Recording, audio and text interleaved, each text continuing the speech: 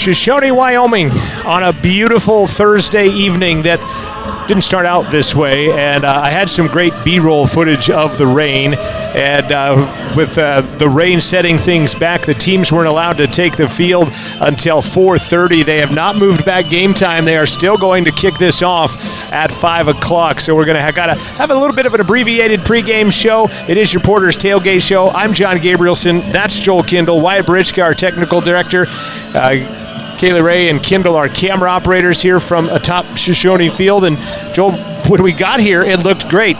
Then a couple of cracks of lightning and some huge thunder sent us scrambling. Well, there were four of us when we started, let's put it that way. But no, it was some of the loudest thunder I think I've ever heard as we, and then the rain was pretty torrential as it came down right after the thunder. But right now it looks great here, and it's a beautiful weather-wise game right now. Max Mills asking me if we wanted Tony for a pregame interview. I was going to interview him, and I was going to interview Paul Garcia, who is a.k.a. the head coach of the Cheyenne East Junior Varsity that is here today. We were going to do that video-wise. We were going to try that, but then, like I said, that lightning crack and the thunder that you just talked about kind of put a damper on things. But beautiful night here, a little bit windy, a little wind coming out of the southeast almost, it feels like, which is a weird direction. Cooler than we've been used to the last month or so. Which is great for the kids out there. It's football weather is what it is. Yes, absolutely. Porter's Mountain View Supply in Riverton is your one-stop shop for grills, spas, stoves, pellets, and more. Porter's a proud supporter of Fremont County athletes and your tailgate pregame sponsor. Got some ads that we got to get in, and we'll do that next. Wyatt, we'll turn it over to you. We'll come back. We'll give you a little bit of a history of how this came about. Shoshoni and Cheyenne East JV. We'll talk about that after the break. This is the Fremont County Game of the Week, brought to you by Eyes on Fremont. Mountain View Supply, your local experts in fire and water. We got everything you need for new installs to accessories, and don't forget our great selection of stoves, grills, and spas. We've been serving Wyoming for over 40 years, so you know you can trust us for quality products and expert service. Visit portersmbs.com or stop by our Riverton or Casper locations today. Porter's Mountain View Supply, located on 750 East Sunset Drive in Riverton. Perfect Power is a proud supporter of athletics and student athletes all across Fremont County. Perfect Power provides services for residential, commercial, and industrial jobs. Darren Hubble, owner and master electrician, has over 30 years of electrical experience. Darren's trustworthy team of professionals can get the job done right. Perfect Power, serving Fremont County and surrounding areas. Stop into 1320 West Main Street, Lander, or give them a call at 307-332-7184. Shoshoni High School. John Gabrielsen, Joel Kindle, Wyatt Barichka as the Cheyenne East Thunderbirds Junior Varsity. And I had about a 40-minute conversation with Paul Garcia. He is an assistant coach on the Cheyenne staff. He's been 13 years coaching under head coach Chad Goff, who's been there. He's been there since 2006. And he's won 3 state titles, and right now the varsity is number 1 ranked team in the state behind the throwing arm of Cam Hayes. And I know there's a lot more that goes into that for sure, but Cam Hayes is putting up some huge numbers for him. And they've smoked 3 teams, and the 3 teams they've smoked all have only 1 loss, and that loss is to Cheyenne East. Yeah, they've been taking care of business. And every way. So how did this game come about? How does Cheyenne and Shoshoni hook up? And it comes about that Shoshoni had to scramble for a game last year. So they were to play St. Stephen's. St. Stephen's cancels on them. So Shoshoni calls almost every school in the state, Tony said, and they were down to 2, Cheyenne East and Star Valley. And Cheyenne East says yes. And I mean, let me counteract that. They were looking for a passing dominant team that would test their secondary. They wanted the number 1 team in 3A or 4A. Right, apparently. Exactly. They knew they were going to face a pretty good passing attack, perhaps in Pine Bluffs in the state championship, so they wanted to test themselves. Cheyenne East said yes. They went down there. Game was close for 3 quarters. It ended up not being real close on the final score at 52, I think, to 21 or 27, but it was close going into the 4th quarter, and Shoshoni pulled away and won that game. And then they kind of thought maybe it was a one and done when Cheyenne calls back and says, hey, you want to do it again? And say, we'll do it at your place. And so here they are. And I asked Coach Garcia, I said, how many of your Cheyenne East Thunderbirds have ever been to Shoshoni, Wyoming? Kindle, had you ever been to Shoshoni prior to coming to Central Wyoming College? No, she's a Cheyenne East graduate. She's running camera for us here today, and she's going to school at CWC, which is how we cornered her into doing this today, but she's not been here. And he said, I think in a basketball trip a couple years ago, 2 or 3 of the kids were. So perhaps this is the first trip to Shoshoni, Wyoming for some of these Cheyenne East kids, and here they are. And it's an unlikely matchup, but it's developed into a little bit of a short rivalry. That's kind of interesting. It's very interesting, too, if you look at the roster. The Shoshoni roster is almost a JV team. I think I saw 2 seniors. Is that right? Yes, only 2 seniors. Roster, so it's pretty much a JV team at that. And, one of those 2 seniors wrestles 113 pounds is what Tony told me. So one big senior, one little senior. But he's a wrestler, so he's got the fight in him. But, yeah, just 2 seniors on this team that has been in the state championship the last 2 years. And speaking of size, you've got a school from the largest city in Wyoming against not the smallest, but among the smallest towns in Wyoming playing here. Absolutely. We have a Cody officiating crew here today. White hat will be Mr. Showalter for the Cody officiating as the Thunderbirds dressed in their road whites, the black pants here tonight in that Columbia blue for the numbers. Shoshoni in their familiar home, blue and gold over black with the blue Wrangler helmets. And we'll get this kicked off in about a little less than 9 minutes from right now. Again, Perfect Power, Electric and Lander, supporting athletes on and off the field. Give Perfect Power a call today for all your electric needs, 332-7184. This is the Fremont County Game of the Week, brought to you by Eyes on Fremont. Your Porter's Tailgate Show continues right after this. At Eyes on Fremont, we know that good vision is about more than just seeing clearly. That's why we're dedicated to providing expert eye care for the whole family. From children's exams to contacts, LASIK to glaucoma treatment, we're here to help. We accept most insurance plans, and our experienced team will make sure you feel right at home. Schedule an appointment today at 111 South Broadway in Riverton, or give us a call at 307-856-9000. Visit WyomingEyes.net to learn more. How many letters? 5 letters. Just think about, what am I doing right now? Smile. Smile? Uh-huh. This is so easy.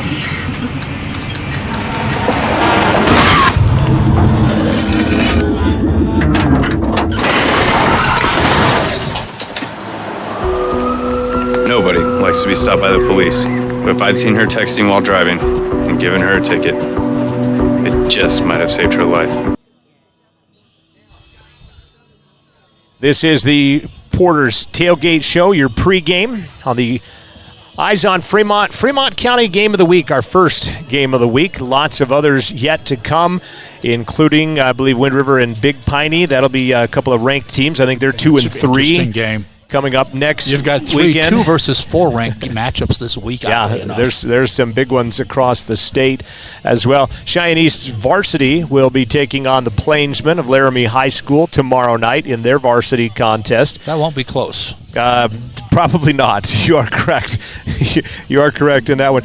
So I talked about how many Cheyenne East players have been to Shoshoni, and then conversely on the other side, you could ask. I remember when Bighorn went to the state championship years ago. Michael McGuire was the head coach there, and a lot of his players had never really been outside of Sheridan County, let alone to Laramie to War Memorial Stadium. And Coach Trumpler said, we loved Oakey Blanchard Stadium, the rebuilt, the remodeled. It's a very nice stadium. It is a beautiful facility in the capital, Oakey Blanchard Stadium for Cheyenne East and the Thunderbirds, and kids absolutely loved it. And that's saying something because this last 2 years they've played at War Memorial Stadium and they've gotten to play on the big stage, and they really loved Oakey Blanchard Stadium as well. In fact, remember both Cheyenne schools, when there were 2 schools, were playing at Oakey Blanchard Field for quite a number of years. Cheyenne then got Risky Field, and then they got the Cheyenne South there as well. And so now 3 fields in 3 schools down there. South has not been a football power as of yet, but they've put out some pretty good basketball teams. Shoshoni comes into this contest at 0-2 after they were beaten in the opening game by Pine Bluffs in kind of a track meet down in the southeast corner of the state. And then they were beaten by Grable last week by a touchdown, a game in which they had 5 turnovers, and Tony Trumpler said they had the ball all of 9 seconds in the third quarter. They had the ball for 9 seconds out of a 12-minute quarter because of the turnovers. It's a crazy stat, and it's not yet a good stat. And yet it was a one-possession game at the end of all that. Shoshoni will be at Rocky Mountain Saturday of next week to get back into 9-man play. Another thing, and then we'll take one more break before we get to kickoff, Wyatt, but one more thing, talking with Coach Garcia, is, they're an 11-man team. They play 11-man football. Here, they got to take the tackles out, and they got to play 9-man. Which is interesting. Sometimes you've seen the hybrid game where one team will play 11 when they're on offense against a team that's 11, and then go the other way, 8 or 9 versus 9. I asked that. Which is where Shoshoni used to play 8-man way back when, is when we got that. I asked that very question. I said, will we play 11 when you have the ball and 9 when you're on defense? He says, no, we're going straight up 9-man. And so it's going to be that way. Tony Trumpler will have a couple of freshmen starting on the line today as he had some injuries. So you're going to see Malachi Litz and Clayton Klaproth getting lots of time today on the varsity side of the football. You mentioned that hybrid game. When there was a team out of Alberta, Canada, the University of Wyoming had 2 or 3 brothers that were receivers, if you remember that at the time. They were all from this one area in Canada. Their high school came and played Laramie, so they did play a hybrid. They played 12-man football when Canada had the ball. So that's how they played in college, even up in Canada. That I was not and aware 11 of. in the high school. So though this was a Laramie high school game playing a Canadian high school. But I didn't realize they played 12-man even in high school then apparently. Yeah, and they did. And you could 20-yard end zone then? Yep, and you could have the runner charging to the line of scrimmage where you can't do that in American football. And just some hybrids, seeing as how you and I are long in the tooth and we have been around some football games in our tenure. We're about 3 minutes away from kickoff, and we'll come back and we'll talk it up into the national anthem. This is your Porter's Tailgate pregame show. And then our postgame show will be brought to you by Bailey Tire and Auto, proud to support families and athletes in Fremont County. Full-service tire and auto shops located at 755 South Federal in Riverton and at 1305 West Main in Lander. And then, of course, like I mentioned, Eyes on Fremont. They are proud to see all of these kids compete. They like to see them on and off the field, and student athletes have the support of Eyes on Fremont. They're at 111 South Broadway Avenue in Riverton, your local optometrist. They are the sponsor of the Fremont County Game of the Week. Also, thanks to Perfect Power Electric. Flags marching their way to the field. We'll have a national anthem when we come back. This is the Fremont County Game of the Week, brought to you by Eyes on Fremont on the County 10 Sports Network.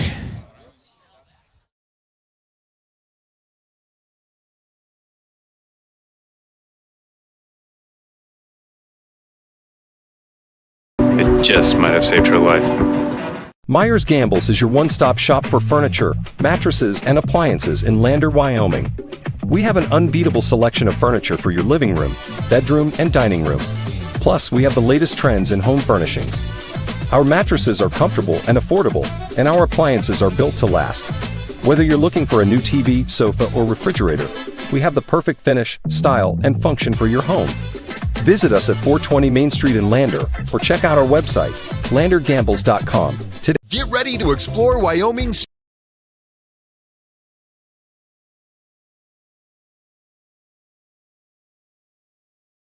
Can you see by the dawn's early light what so proudly we hailed at the twilight's last gleaming, whose broad stripes and bright stars through the perilous fight o'er the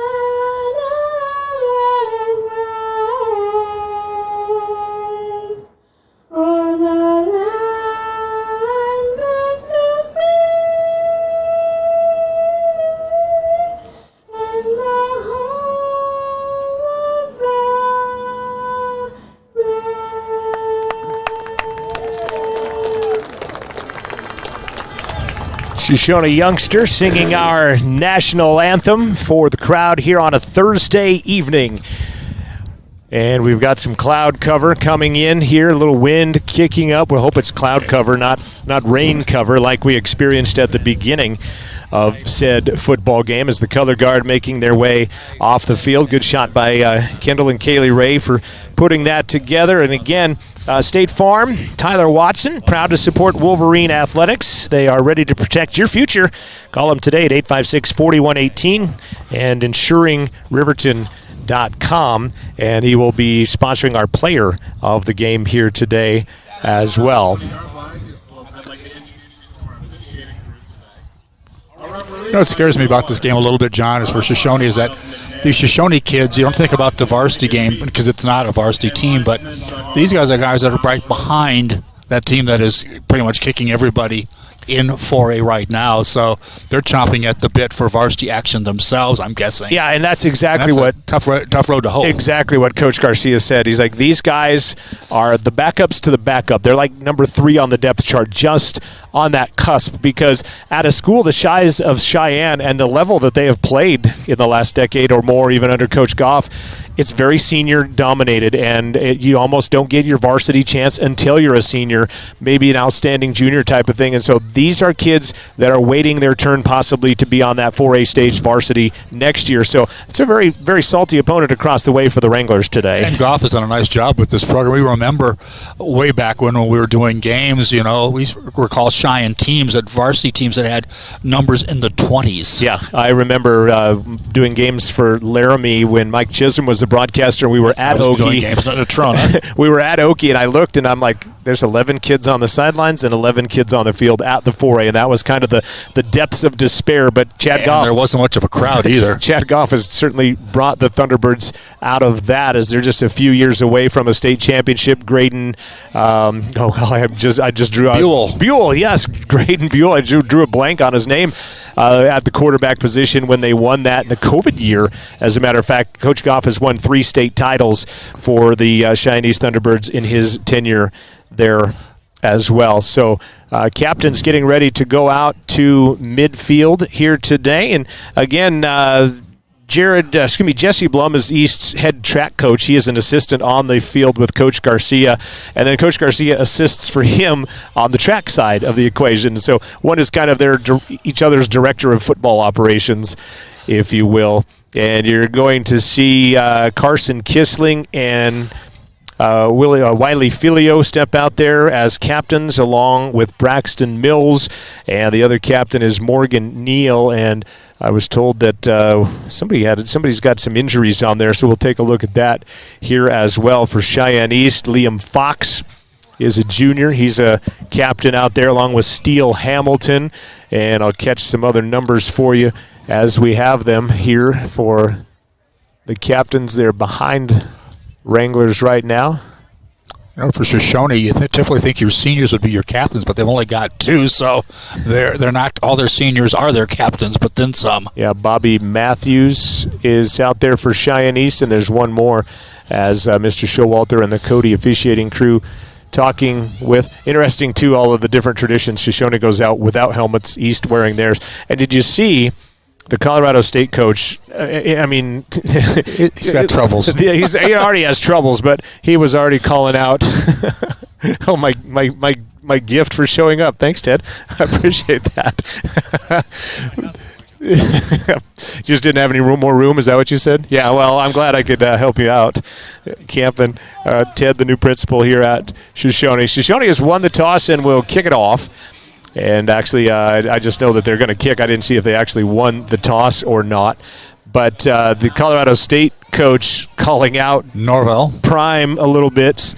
Trying to catch one last. There he is, big fella there. Colby Thompson, 210-pound junior, the other captain for Cheyenne East, calling out Prime for wearing his sunglasses and a hat. And he's like, I was raised, you take your sunglasses and your hat off when you talk to an adult. And so he's already baiting Prime and the Buffaloes into submission this weekend, I guess. Yeah, not a good test this week, but I think after that they got CU has USC and Oregon back-to-back, I believe. Yeah, the Prime effect doing good things. Shoshoni will kick off from right to left. By the way, one of these officials, the one that came up here, I was at his wedding, believe it or not. I wondered if one of you was running for office there for a second or two while we were checking things out. So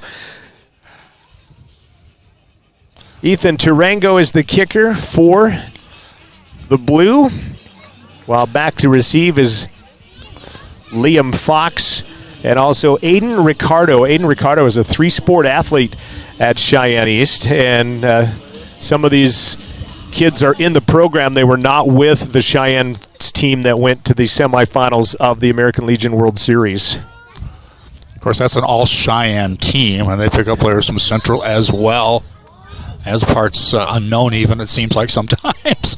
Tarango will get a pooch kick. It's going to be fielded by an up man from Cheyenne East, and catching that was Caden Nesland, a sophomore, it looked like, and he takes it to the 46-yard line. That is where Cheyenne East will start things off. The Thunderbirds, as I mentioned, dressed in their road whites and the Columbia blue numbers over the black pants, Shoshoni, and the two-tone blue, the blue jerseys, the lighter blue headgear. The start of the game, I think, is going to be imperative for Shoshoni. I think it's more important for them to have a good start than it is for Cheyenne East. Kanan Zawada is the quarterback, and he's going to hand it off in a reverse and a pass right out of the gate, and out in front of everybody is Keyshawn Brown, and he'll drop it at the 20-yard line. Overthrown. He didn't get a chance to get his hands on it there. Boy, that a little bit of razzle-dazzle right out of the gate for Cheyenne East, the old double reverse flea flicker toss. Interesting, because you're the bigger team out there, and you go to a gimmick play, so to speak, on your first play of the game is somewhat surprising. Well, and sometimes they say what better time to do it than right at the beginning, and normally first play is a handoff straight between the tackles or something like that, and they come right at it. Of course, for Cheyenne East, it seems gimmicky because they've never played this type of football with 9 men. They did, and I don't know how many kids there, as Zawada's going to step up to throw. He's going to gun it over the middle, and good defense by the Wranglers. Coming in there was Carlos Marufo. He is a sophomore. Carlos has never played football before this year as he comes out as a sophomore. Nice reach back to knock that pass away, as he was almost beat but wasn't, and knocks the pass away. Coach Trumpler said, he said, although this kid has never played football, we love the way he runs around. It's going to be 3rd down and 10, even though this sticks say 2nd down. I believe it is 3rd. Zawada's going to throw and run again. He's looking for an intended receiver at the 43-yard line. Good defense out there by Morgan Neal as they try to get it to Traden Johnson. They do have the down marker right, and it is 4th down for the Thunderbirds. And we talked about this. Coach Trumpler wants to play the Cheyenne East because it tests their secondary. It tests their defense passing the ball. And here comes Zawada and the Thunderbirds throwing it 3 times right out of the gate. Yeah, and also you withstand giving up terrible field positions to start the ball game, and here looks like they're not good. Well, they're going to take field position and go for it on 4th down and 10. Zawada.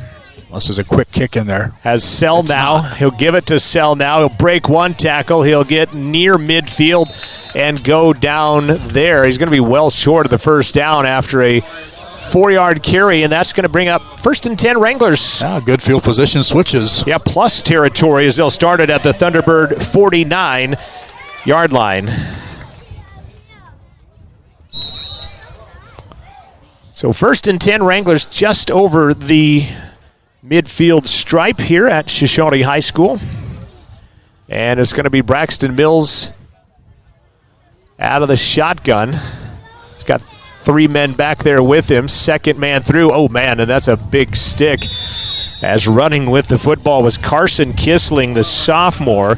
He got hit hard by Steele Hamilton. Steele brought the steal that time and leveled him a yard back behind. The line surge was all east on that play. Great play up the middle. I think the advantage for Shoshoni, John, is they're playing their game, 9-man football, and East isn't. That would be one advantage you would think that they would have in a game like this. Wranglers had one of the biggest offensive lines in all of football last couple of years, as Mills going to toss it to the near side. Kissling on the run, trying to get out of the grip and can't of a Cheyenne East Thunderbird. That's Clayton Zaum, 160-pound sophomore, as Kissling tried to catch the angle. He's going to get a couple. It's going to bring up 3rd down and 9. Carson Kissling, his dad, Brock Kissling, played for Dick Quayle and the Wind River Cougars winning a state title in the 90s, right after they'd moved to the new high school in One Pavilion. of the first games you broadcast, if I'm not mistaken, isn't it? Not that one. I was, believe I was living in Laramie, finishing up my old degree at the time when they Heck of a broadcast on your part. when they won that. Yeah, 3rd and 9. Mills passing situation. He's going to step back to throw. He's going to get out of this grip of one Thunderbird, take off running, and he's going to get back to the line of scrimmage and no more as he took off on the run. Good tackle staying home. Vander Jonas who made the play. Got a Gamble's replay for you coming up here as you see him get out of the grip of Hamilton and then takes off right up the middle and then ran into a couple of Thunderbirds. So we've seen a total of about 7 yards of offense in the first 2 possessions from these teams. And Tarango. Caden Bridge had to come out of the ball game, lost his helmet on that play. Maybe he was going to come out anyhow on 4th down, though. I think Morgan Neal is the punter. He is 5'10 junior. Got the wind at his back. He's going to get it away and angle it away. But Thunderbird's going to pick it up at the 15-yard line. He'll take it up the near sidelines. He's got some room and getting knocked out of bounds right at the 45-yard line. This game's being played between the 45s. Braxton Mills makes the tackle on Liam Fox, who made the return on the punt by Tarango. 1st and 10 Thunderbirds, as you mentioned, at the 45-yard line. It's where it's kind of been hanging out, right between the 45 and 50-yard line so far. Easy on our camera operators. They don't have to pan left and right too much. They're locking the cameras down as we speak, I think. 1st and 10 Thunderbirds.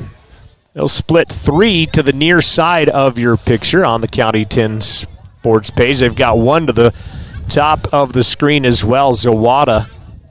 He's going to run, roll to the near side. He's going to step up.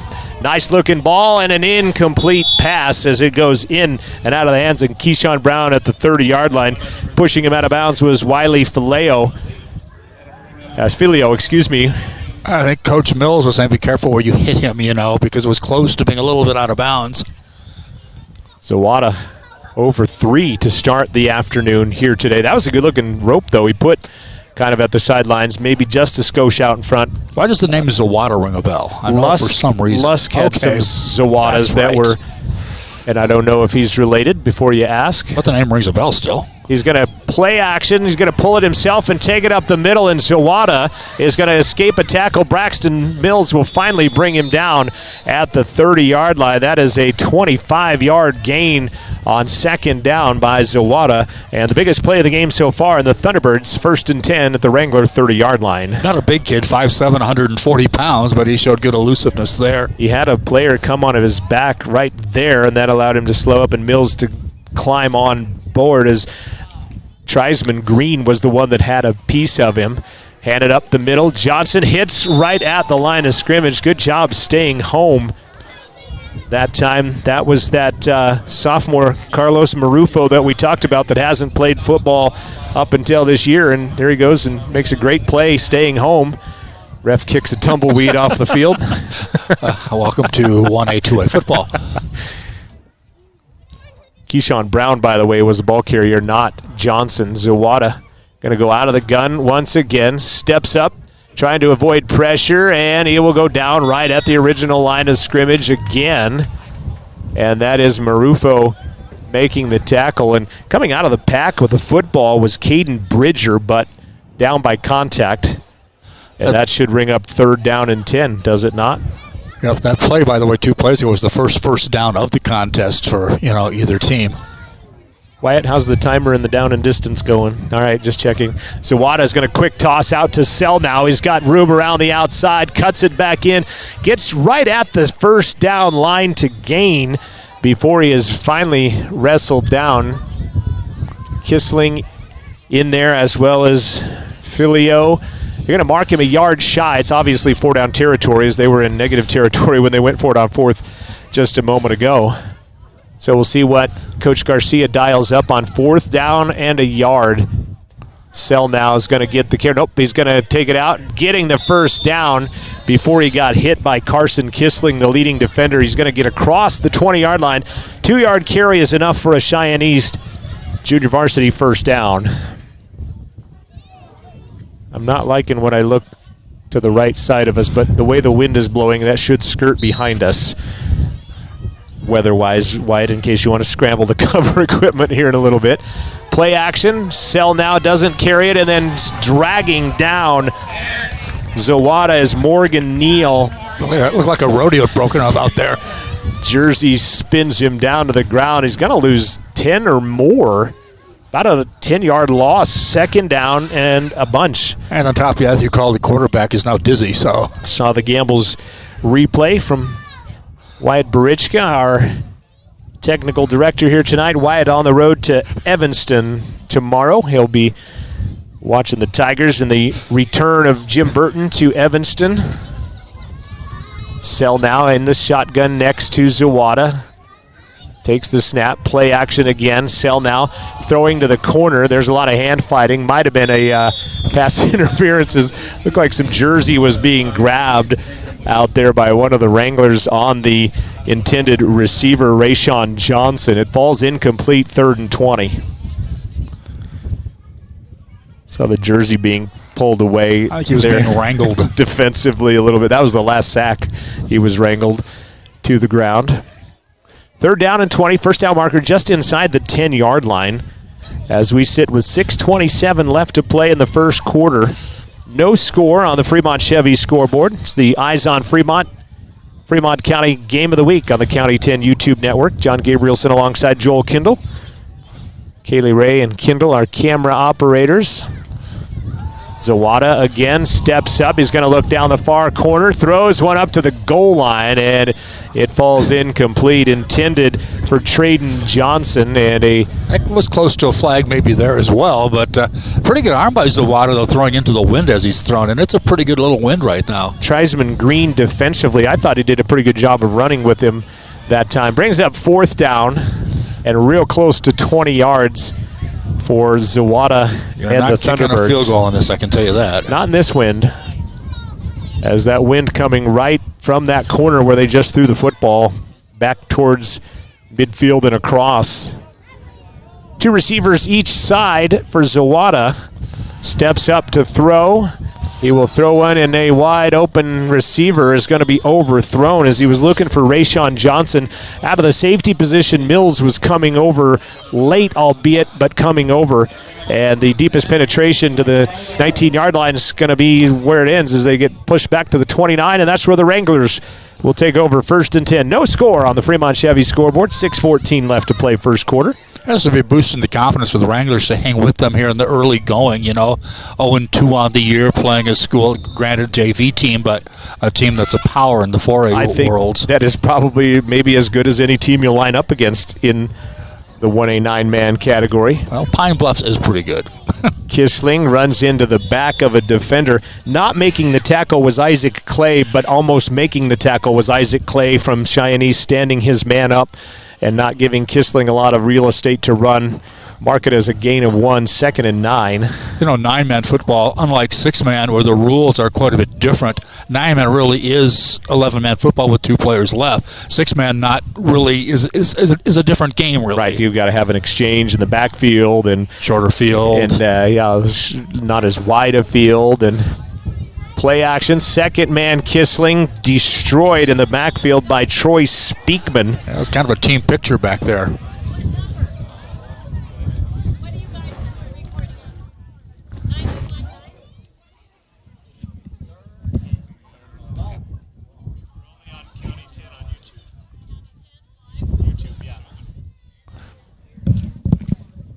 Going to get our lone fan straightened out.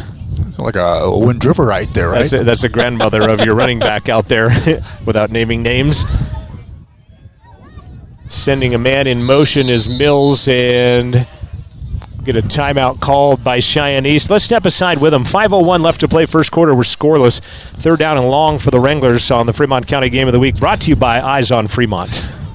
Wyoming's stunning parks at Fremont Motors during the Open Road Sales Event. We're giving away a complimentary Wyoming State Parks pass with every vehicle sold, so you can get out and explore our beautiful state behind the wheel of a brand new vehicle. Plus, all Fremont vehicles come back by Fremont Care, so you'll be covered no matter what the Open Road has in store. Visit Fremont Chevrolet GMC in Riverton or shop online anytime at FremontMotors.com and start your Wyoming adventure today. See Allison at lunch today? I'm gonna text her. I'm gonna text Allison. Hey, hold up, Matt's calling me. Hey, we got the food and we're on our way right now. Hey, who's coming, bro? You're the one that needs help.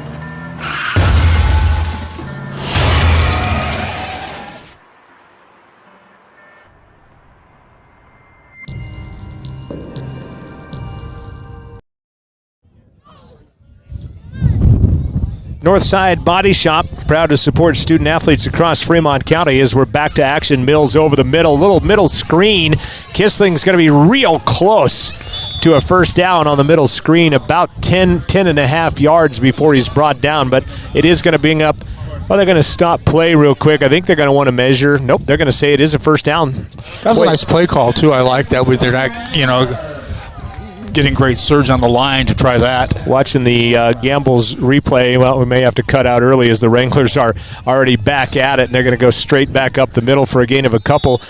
That play was interesting. I thought it looked like as if you hadn't made the first down, right. Sort of a quarterback keeper or a handoff and short yardage play. That was Tony Trumpler calling a play before Coach Garcia could challenge the spot of the ball because it looked like he was down short of the line to gain. I thought they got a pretty good mark. Tony beat the challenge from the opposition. 2nd down and 8 after a quick 2-yard carry by Mills up the gut. Mills tossing near side. Kissling. Hamilton giving chase. Kissling upended at the 45 on a low shot by Rayshawn Johnson that brings him down. He'll pick up 3 or 4. 2nd and 4. 3rd and 4 coming up for Shoshoni. The one thing different about this than 11-man is you get to the corner a lot faster, but then again, there's a lot of defense gets to that corner just as well. Right, exactly. So they're on the near side hash. See what they dial up on 3rd down and about 4. Windy day here from Wranglerville.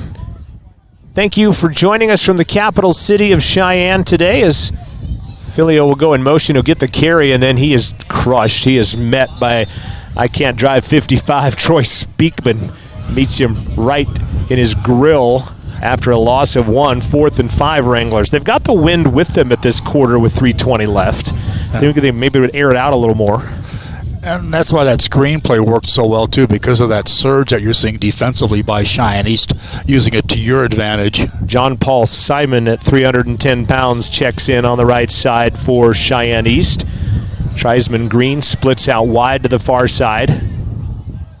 Mills out of the gun again, has time, almost picked off as reading that one well was Rayshawn Johnson. The intended receiver was Quentin Clark at the sticks of a first down. I like the play call, run to the sticks, but it looked like the receiver maybe missed where the post should have came, and the defensive player, Rayshawn Johnson, read it nicely. Had it not been overthrown, he might have taken that one to the house. And also, I don't think there was any look-off. He looked at that receiver the whole time, I think. Turnover on downs by the Wranglers in negative territory, so East taking over in plus territory. You can see some Columbia blue that has made the trip from the capital city up by 25 and US 26 to get here. As Zawada. I have a hunch those are parents. Have Zawada and Sell now in the backfield. Trips in a bunch to the top of the formation. Rolling out. Zawada throws. It's going to be caught. That's Liam Fox. He'll have a first down and more to the out of bounds around the 32-yard line. Mills making the defensive stop. Marufo in there as well as Preston Hance. And that is a first down. 2nd first down of the contest. Clock runs as they say he went down inbounds, and 1st and 10 outside the 30-yard line. Zawada, quick pass to the outside. That's caught by Brown. He will break a couple of tackles and then finally be wrestled down by Quentin Clark. Inside screen pass that time that didn't really develop real fast because he threw it so fast. It ended up being more of like the quick out pass down the line. They give him 8 after it's all said and done. And it's going to bring up 2nd down and 2. Thunderbirds subbing pretty religiously, checking wristbands to see what their play is going to be. Zawada and Sell now again still out in that backfield. The quick out again. That is caught by Fox. Fox picks his way to Carson. Kissling's going to slow him down enough for the rest of the tribe to get there. He's going to get to the 10-yard line. There is a flag down. First flag of the contest. Flagged out at the 24-yard line. And the referee in white hat says we're coming back. It's a false start. Yeah. Normally those are blown dead. They'll back him up 5. So instead of taking it to the 10, they'll take him all the way back to the 28. So costly penalty on the Thunderbirds there as Fox had gotten all the way down to the 10-yard line. Decent crowd on hand for the Wranglers here on a Thursday evening. The County 10 Sports Network. Remember we used to do the games. They were very helpful in having Thursday games for us to do because we were typically doing the 4A game or 3A, I guess, game on Fridays. And we did a lot of games on Thursdays, Wind River, Shoshoni. Remember when Wind River first put up their lights, we got them. I gave Dick Quayle, I said, hey, how about you move this to Thursday? We'll come do it. He did. So I felt privileged there. Inside screen through the hands of Sell now as Zawada kind of rifled the 5-yard pass, a little too much ginger on it. It falls incomplete. 3rd down, 7. Well, you were a Cougar alum and Dick wasn't, so you had some power there. Back in the day. Our replay is courtesy of Gambles. They're on Main Street in Lander, excited to cheer on student athletes in Fremont County. Gambles has winning deals. Remember, delivery is free within 30 miles of the store. Turn around, shop in town. Myers Gambles in Lander. Zawada under pressure, can't be held on there. Throws one to the end zone, adjusting back to it. Good defense by Filio as he and Liam Fox tangle up at the goal line. They help each other up in a good sportsmanship move, but that's going to drop 4th down. Zawada throws a good ball. Yeah, and he's throwing into the wind, you got to remember, too, here in this first quarter. Clock stops a 1:09. We are scoreless looking at the Fremont Chevy scoreboard. The Eyes on Fremont County Game of the Week from the County 10 Sports Network. 4th down again, going for it. More traditional guard tackle look right now, missing a running back and a receiver. Sell now play action, taking it, keeping it. Zawada as Kissling will bring him down just outside the 17-yard line. That's enough for a Thunderbird 1st down, and they'll move the sticks. Good move that time. And the RPO action, the fake handoff play action, and then he kept it himself, and Kissling saves the touchdown on the run by Zawada that time. 1st down. Thunderbirds, Zawada rolling out to the outside. Just going to pump fake and then keep it himself. Wrangler defensive backs will finally turn around, but not before he runs it inside to the 9-yard line. I think the pump fake bought him about 5 yards. Well, they had the defensive backs that had to honor the fact that he could still pass, and that pump fake froze them with their receivers and freed him up. Took him inside the 10 to the 9-yard line. 2nd down and a couple from the 9-yard line. And again, Cheyenne East will put 5 linemen in, wide receivers each side. Hand it off to Sell now, running behind those big bodies. He'll take it inside the 5 to the 3 as he's out there running behind Lance Davis at 240, Colby Thompson at 210, and he's also behind Isaac Clay at 260. Those are Shoshoni lineman numbers from last year. This is the first real drive of the contest for either team. 1st and goal now. Thunderbirds at the 3-yard line. Sell now carries. He will be hit at the goal line. Great defensive stop by Peyton Klaproth, the freshman I told you was going to play out there. And he makes a great tackle after about a gain of 1.5 yards. 2nd and goal. Boy, the freshman stepped up big in the hole. And I thought he was going to get the touchdown, but he got deflected sideways on the tackle. Final play of the quarter as we're inside of 10 seconds on the Fremont Chevy scoreboard. And unless we hurry, we may be going to the other end, and we're going to play the other end of the field for this place. Second and goal, Thunderbirds. When we come back, we're scoreless at the end of one quarter. This is your Eyes on Fremont. Fremont County Game of the Week from the County 10 Sports Network. 4x4 is the place to go for all your 4x4 is the place to go for all your upgrade needs. From lift kits to bumpers, grill guards to bed liners, we've got everything you need to take your ride to the next level. We use top brands for our bumpers like Fab 4s, Ranch Hand, and Road and more. So get your vehicle ready and stop at Wyoming 4x4 or give Dan a call at 307-857-3175.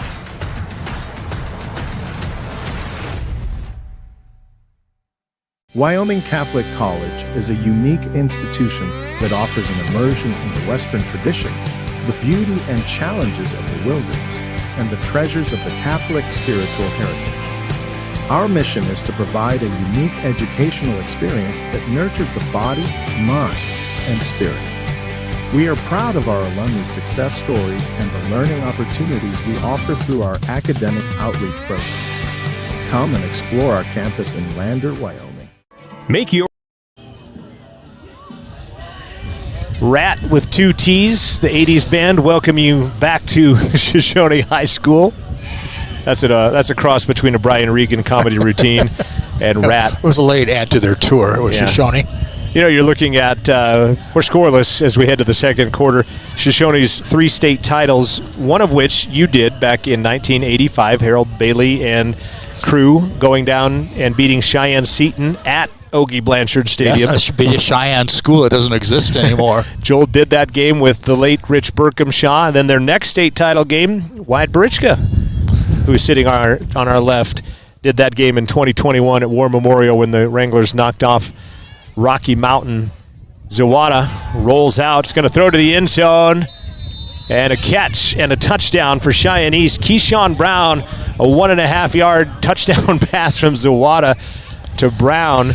And not our first completion because they've had a couple of, like the pitch forward was a completion earlier, but one of the first completions of the game. That's 6 points and a touchdown for Cheyenne East on the very first play of the second quarter. Interesting to see what they do here. Their kicker looked pretty good in practice, actually. They're going to go for it. Go for 2. Again, the traditional 5-man lineman front. Add in Brennan Lamb at 195 pounds in there as motion man is Traden Johnson. Zawada straight up the middle. Pump fake, Tim Tebow. Good defense, but a better offense. Nice catch by Traden Johnson. Trisman Green looked like he had pretty darn good defense as we watched the Gambles replay right here. A la Tim Tebow, the jump stop by Selnow jumps up, and I stand by it. That was still pretty good defense by Trisman Green. But it goes as a 2-point conversion. 8-0 Cheyenne East, 11:54 left to play in the first half on the Fremont Chevrolet scoreboard. On Chevy, GMC, and Riverton, supporting local athletes. Your hard work and dedication does not go unnoticed. Fremont Chevy GMC is here for you every step of the way. 1401 North Federal Boulevard in Riverton. Fremont Chevy, your scoreboard sponsor on your Eyes on Fremont, Fremont County Game of the Week from the County 10 Sports Network. I'm John Gabrielsen. He's Joel Kindle. Wyatt Barichka, the silent partner, is our technical director. Kindle and Kaylee Ray, our camera operators, who I told to dress in layers, but did you bring enough layers? One of y'all's in shorts there, and so hopefully it's a towel you could wrap around your legs that we use to dry off everything here. Wyatt's in shorts as well, but I told the girls, I said it could be interesting, dress in layers, and so I've done my civic duty to help them out. Filio back deep to receive as the up men, Quentin Clark, and it looks like Trisman Green, and then kicking it off is going to be Liam Fox. Again, thanks to Perfect Power Electric, supporting athletes on and off the field. Call Perfect Power for all of your electrical needs today, 332-7184. Appreciate you tuning in on the County 10 Sports Network on YouTube. It's on Facebook too, Wyatt. Yeah, and on Facebook. Appreciate you dialing us up and watching some Thursday afternoon football. I think there's a couple of other games going on tonight at this time as well. I think one in the 9-man division, in fact, is Fox will send one high, and Filio is going to watch it bounce and pick it up at the 26 and then be swarmed under by a flock of Thunderbirds, where they will start at their own 17-18 yard line.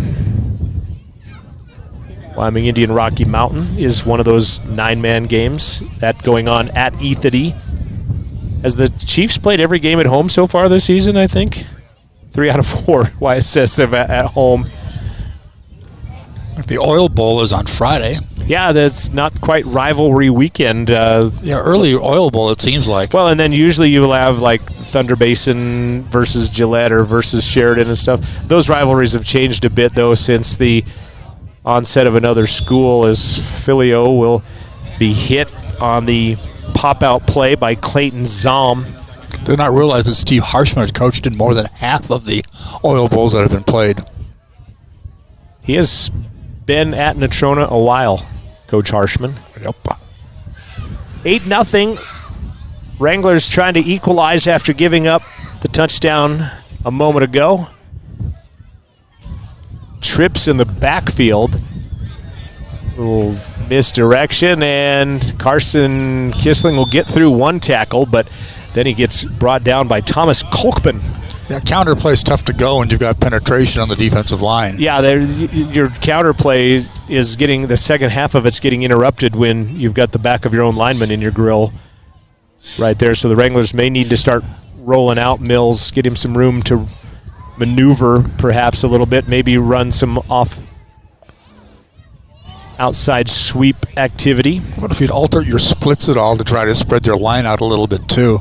They're pretty spread out right now with no nose guard. Mills going to pump fake. Oh, the extra move got him on the way. The catch and a pick. Nice grab by Fox at the 40. That was a good bite on the double move by Clark, but a better job at safety by Fox to go up there and one hand almost pick this away as we look at the Gambles replay. That pump fake got him, and then Fox, one hand, goes up and gets it at the 40-yard line. Thanks to Gambles and the Gambles replay. Great camera work by Kindle, freezing and all. 1st and 10 East after the turnover. First turnover of the game that has not been a turnover on downs. On top of that, 10:31 left. East with an 8-0 advantage on the Fremont Chevy scoreboard. Fox is going to go right and then switch left. Zawada in the backfield with Sell now. Zawada going to take off running again. Mills is going to run him out of bounds right at the sticks at the 30. Be a 10-yard gain. Should be enough for a Thunderbird first down. So the Wranglers' smaller defensive line is Zawada got a quick ripcord back there, or is he being pressured enough to make that have to get out of there? Sometimes you get a quarterback that just wants to get out of there as quick and make a play, but going to hand it off up middle. Sell now breaks through a tackle. No, he doesn't, as Filio is going to bring him down at the 23. Gain of 6 at the 24. Second down and 4. Got to be concerned for Shoshoni, too, about the larger team wearing you down as the game goes on, particularly in the trenches. Which is a lot of what they saw the Wranglers, their own team, do to other people last year, being the bigger of the two teams. 2nd and 4 just inside the 25-yard line. 8-0 East on top. Good first move by Marufo. Throw it out to Fox, though. And Fox is going to be... He's going to be called back. He's going to take it to the house, but it's coming back as it looked illegal like block there. A block in the back coming on Cheyenne East right at the line of scrimmage. The down marker's running, but he's got to be herded back to his spot. And I think it happened to Carson Kissling. I don't know if we don't have a replay why it says, but kind of see where he got popped in the back and he ended up reaching back to grab jersey to maybe not fall awkwardly as it was. But and I think the block was integral to the success of the play, too. Yeah, definitely. was. Oh, they're going to call a holding on the Wranglers and give the touchdown. Oh, that's not what I saw. Wow, that is not what I saw at all either. Boy, I thought this was coming back all the way from a block in the back. I think Coach Trumpler, Coach Mills have their hands out like, are you got to be kidding me right here. See, this also where the flag was thrown was where we were looking as well. Yeah, exactly. It was thrown right at the spot. And I think what they saw was Kissling holding on to the jersey, but after he had got pushed in the back. This would be a great time for a replay, Wyatt, but gotta give him some heck. So they'll go for 2 again, as they'll send a man in motion to the near side, Ricardo. Now he'll motion opposite back the other way. He'll get himself set, and Zawada going to step up to throw, giving chase, not getting the tackle as Kissling. Zawada's going to run it into the corner of the end zone. Kissling had a great take on him, just could not wrap him up and bring him down. And Zawada's going to run it into the end zone. And it's 16-0 Thunderbirds, 9:35 left to play in the first half on the Fremont Chevy scoreboard. Take a 30-second timeout. Be back with a kickoff on the Fremont County Game of the Week, brought to you by Eyes on Fremont. Always the right products at the right price. For every project, every day. You can shop and pay online at Sutherlands.com, and we'll get it ready for easy in-store pickup. With the tools and the know-how, you can count on Sutherlands for any job. With over 30,000 items in stock, make your first stop at Sutherland's Home Improvement in Casper and Riverton. County 10 is your Fremont County news leader. We're everywhere. On the web, mobile, social. 16-0. Cheyenne East out in front, 9:35 left. And if I have said Keyshawn Johnson, I apologize. His name is Rayshawn Johnson, and there is a Keyshawn, but he is brown. And I'm going to blame that on Coach Garcia, because when he first said that, he said Keyshawn Johnson, and I double-checked. He's like, no. So that planted it in my head. And so here I am saying that. So I apologize to Rayshawn and Keyshawn both for the pronunciation and mangling and getting those together. So 16-0. So Liam Fox has a touchdown catch, and he's about to kick this one off as a 2-point run by Zawada, and then the pass by Selnow on the other 2-point conversion.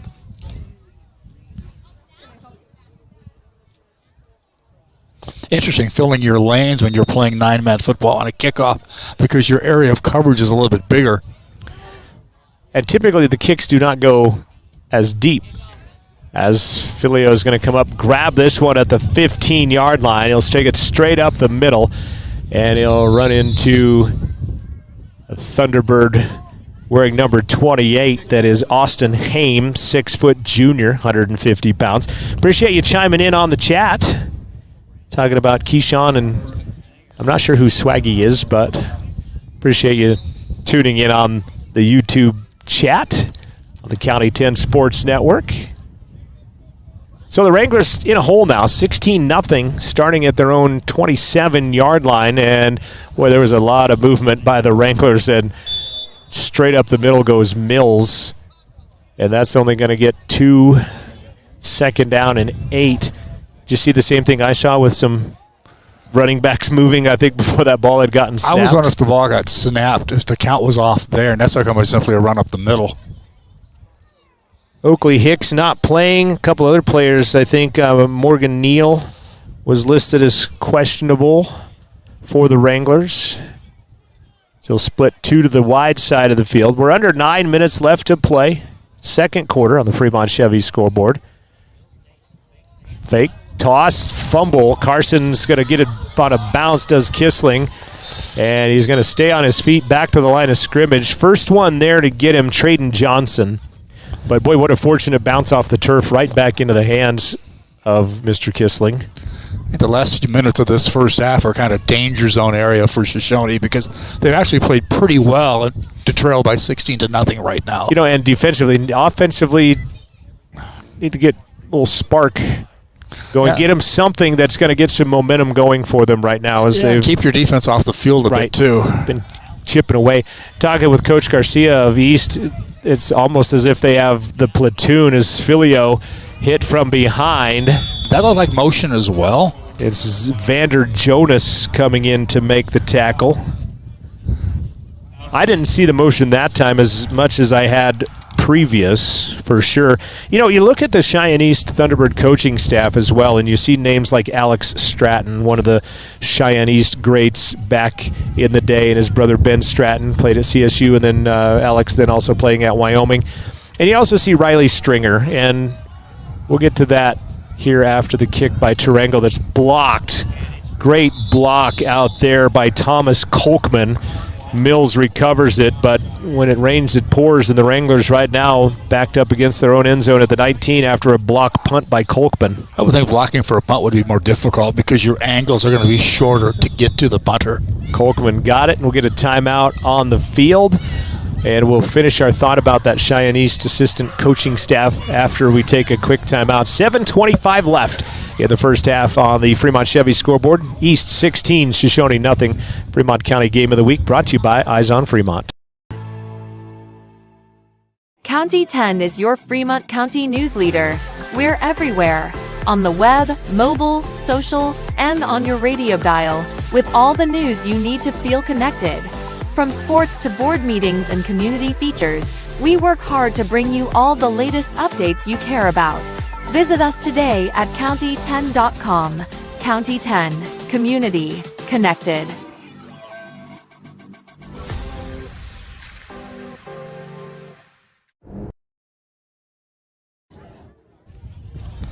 Wranglers call a timeout. I believe they have one left. Oh, Cheyenne called the timeout? I believe they have one left. Wyatt says, well, that's it. I know that.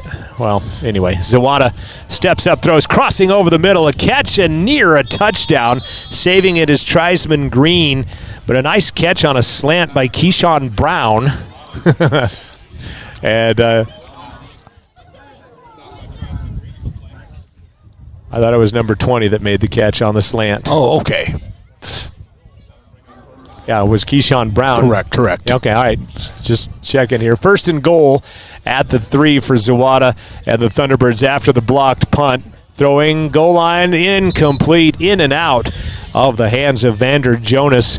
Mills was going for the tackle. That's one of those bang-bang plays, but if he tips it, he could have picked it off, but he was going for the tackle, which he should have done in that instance as he's out there defending. Damian Knigge, a freshman, will check into the ball game for Shoshoni. Trotting out is Peyton Klaproth. We talked about that freshman with a big play a while back. Zawada out of the gun once again, straight up the middle. That is Selnow, and he will carry for a 3-yard gain and a touchdown. And out of the blocked punt, 3 plays later, the Thunderbirds are back on the board, and it's 22-0 Cheyenne East. 7:08 left, and now it looks like they will kick. And Fox will kick out of the hold of Zawada. And the deep snapper is Westby. We haven't talked about Peyton Westby much today. Where's number 19? If in fact that is him, and it is not him deep snapping, there's a penalty on the play. The deep snapper is Colby Thompson at 210. A little bit bigger than Westby, checking in at 160. But there is a offside against Shoshoni. I would assume this will be declined. And they'll talk to Coach Garcia. He does decline it, so the PAT by Fox is good. 23. No, it was not good, actually. Was it? It looked like he wanted to decline it. So let's get the call from the official. They're going to redo it anyway. Well, they're going to kick it again. So Fox will just retry it. So if there were, I don't know what to say because the penalty would have moved the ball one direction or another, but they kick it from the same exact spot. And this one is good, and it's 23-0 Cheyenne. 7:08 left to play in the half on the Fremont Chevy scoreboard. East 23, Wranglers nothing. Kickoff on the other side of a 30-second timeout. This is a 1-minute timeout. A 1-minute timeout, Wyatt says. We'll take it. Be back with more on the County 10 Sports Network after this. This guy was driving way over the speed limit.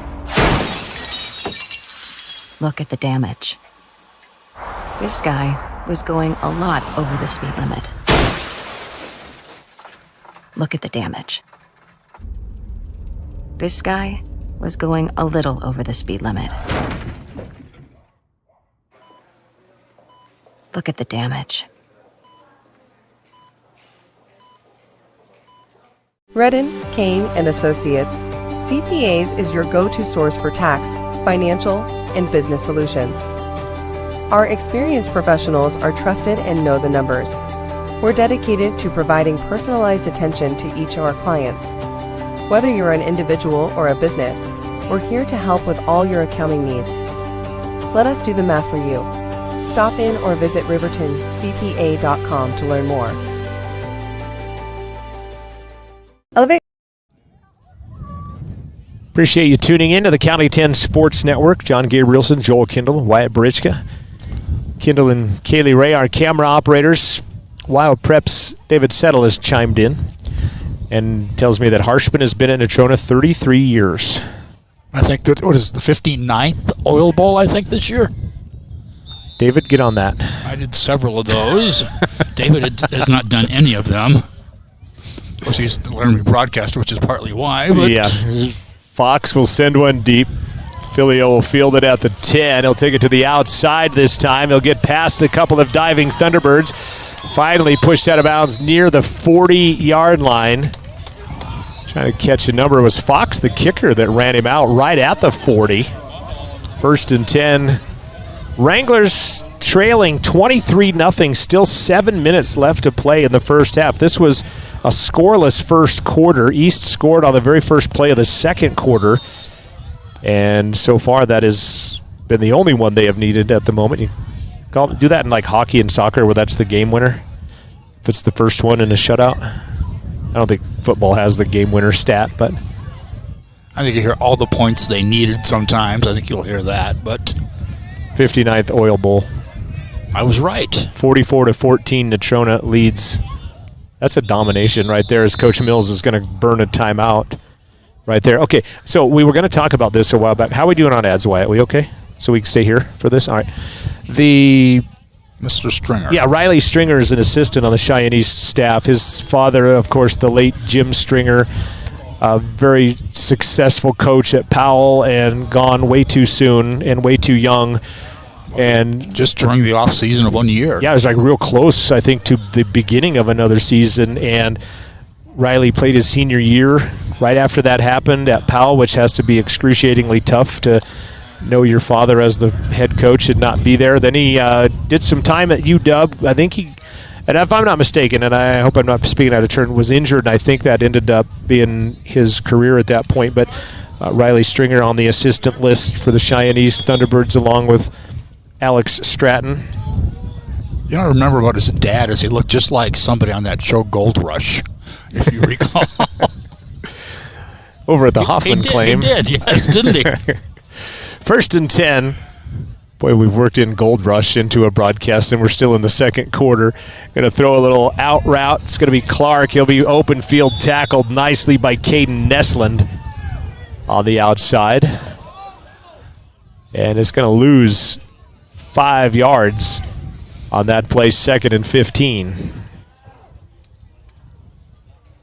Riley was also an assistant at Laramie High for a few years, David tells us. David, snap. I said something. We have to introduce him next time. I got to say, we might just Bluetooth him into the broadcast, have him color for us, other than the delay would... We'll get him on Wrangler call-in. The delay would kill us, but he said something about, I like good broadcasting, and I'm like, well, you've come to the wrong place for that one. Toss to the outside, and another tackle by Caden Nesland on the pitch outside to Morgan Neal. And the Wranglers go in the wrong direction right now. They lost 4 on first down. They'll lose 4 more here. 3rd and 18. First down marker right at midfield at the 50-yard line. Clock running inside of 6 minutes when they snap this one on the Fremont Chevy second quarter scoreboard. 23-0 Cheyenne East. Yeah, I really need something good to happen to the Wranglers right now. Thanks to Perfect Power Electric in Lander. Also Fremont Chevy, our scoreboard sponsor. And, of course, the Fremont County Game of the Week brought to you by Eyes on Fremont. Who's our outerwear sponsor? What'd you say? Who's our outerwear sponsor? I'd like to see them right about now. Talk to Patagonia or somebody real quick, and Carhart maybe. Mills out of the gun. Got a line down the left side. It's going to be caught. There is a flag down. Making the catch was Quentin Clark. He'll be rolled out of bounds. Nice tackle by Peyton Westby. But let's watch the replay, see if we can pick up what the flag is going to be on. Maybe some offensive PI. Did we see the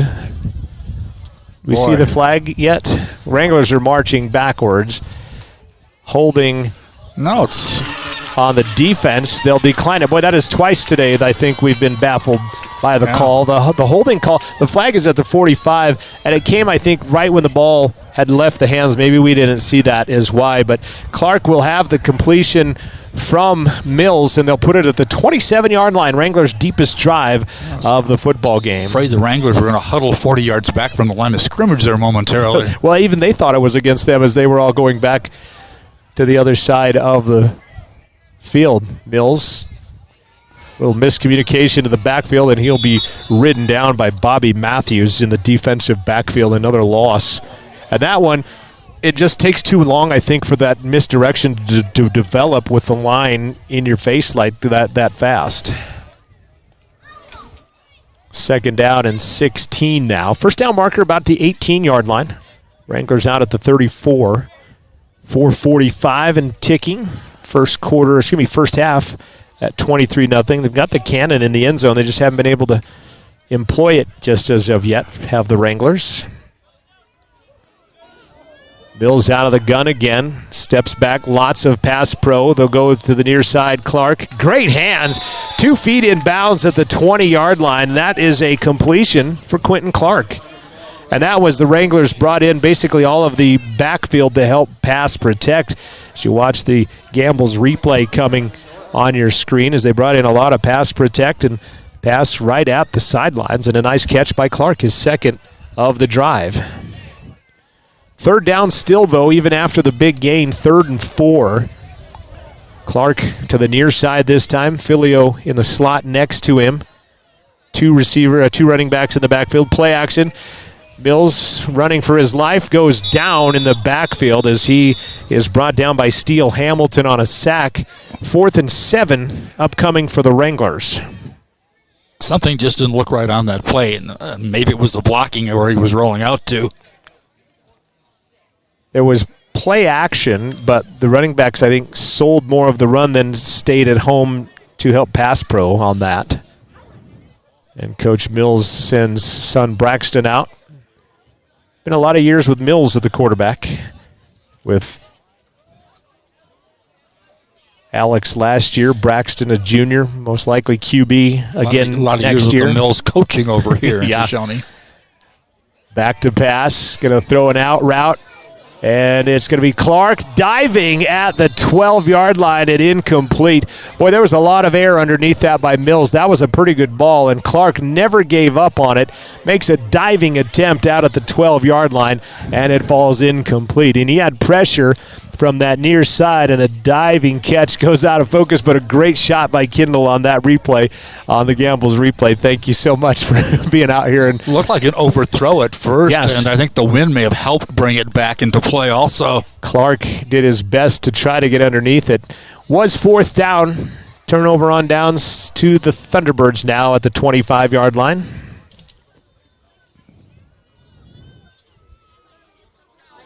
First and 10, T-Birds, they lead 23-0 with 3:28 left to play in the first half on the Fremont Chevy scoreboard. Motion man. Play stops before it starts. And a false start on the Thunderbirds will be a 5-yard penalty. 1st and 15. And, you know, we talked about this. I said it early on. Carlos Marufo, just a sophomore, weighs 130 pounds.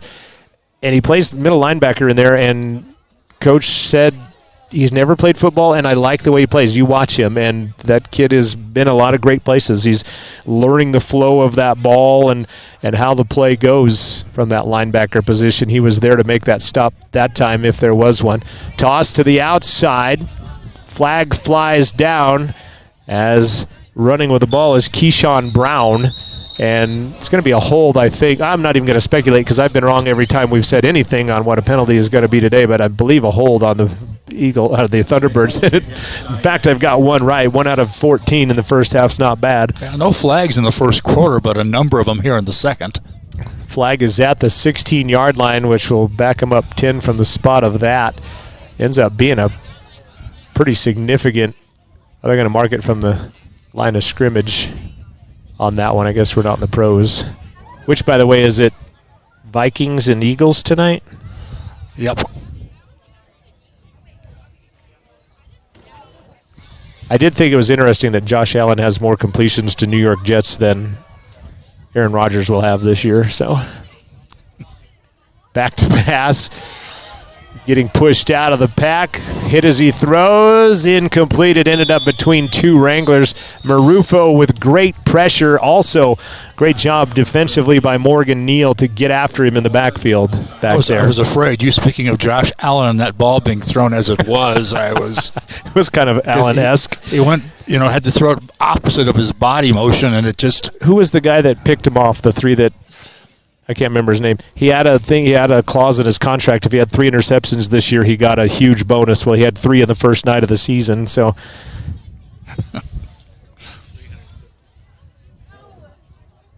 Second down and a bunch. I kind of like the play where Allen fumbled twice on the same play. That's pretty remarkable. Be careful. You're talking about Wyoming's boy there. Listen, you badmouthed him first. Sell down a nice stick by Wiley Filio. Holy cow. He loosened the fillings on that Thunderbird on that play. This handoff right into Sell now, and then wham. Right there. Great camera, great tackle, great Campbell's replay. Thanks for that. And it's third down in a bunch. Very nice. Textbook tackle by Wiley Filio. 2:25 and counting here in the first half. Thunderbirds out in front, 23-0 on the Fremont Chevy scoreboard. Rolling out to the near side, a little out route. It's going to be caught by Ricardo. Stiff arms, one man breaks it into the secondary. Kissling's going to push him out of bounds at the 49-yard line. And that on third down and 25 is going to net him about 15 more. So they get 40 on the catch, and it's a first down Thunderbirds inside Wrangler territory at the 49-yard line. Great stiff arm on the run after catch by Ricardo, the 3-sport athlete from Cheyenne East. He will split out wide to the near side. Clock will run on, ready to play. 3 wideouts to the top of the screen. Shotgun, throwing, and nice one-handed catch by Fox, and he's off to the races. Liam Fox from 48 yards out. Will Kissling get him? He will not. Touchdown, Thunderbirds. What a great catch as he bobbled it initially, and then he takes it to the house after he gets through that. Replay just missed where he bobbled it. Do we have the other angle replay? Boy, 2 plays just basically made that drive. See if we can catch it. Nope, we didn't catch that either on the timing of it, but that was a great catch by Fox. Nice soft hands, and then he just did the rest himself, out sprinting the rest of the Wranglers to the end zone. With 1:48 left in the half, it's now 29-0 Cheyenne East, and now Fox will have to gather his breath in after running the 50-yard dash and boot the PAT that doinks the upright and manages to go in. Boy, he hit the left upright, and it still goes in, and it's good. 1:48 left in the first half. East, junior varsity 30, Shoshoni nothing on the home field on the Eyes on Fremont County game of the week. Visit to the last. Our practice model ensures treatment as you deserve, a private one-on-one session with a licensed therapist the entire visit, every visit. All therapists hold advanced credentialing, including 2 certified hand therapists, an orthopedic clinical specialist, an MDT therapist, as well as pelvic floor and pregnancy rehab offerings. With over 100 years of combined experience between our 7 clinicians, Elevate is your ticket to health. Find us in Lander, DuBois, and visit our website or Facebook page. Choose Elevate Rehab to elevate your outcomes. If you're looking for the best home cooking in Lander, look no further than Ma'am Ma's Kitchen. Our mouth-watering menu will have you coming back for more. From our famous Ma'am Ma's breakfast to our burgers, we got something for everyone. Our friendly staff and welcoming atmosphere make us the perfect spot for a family meal or a night out with friends. Don't take our word for it. Check out our rave reviews. Call us today or visit our Facebook page to learn more.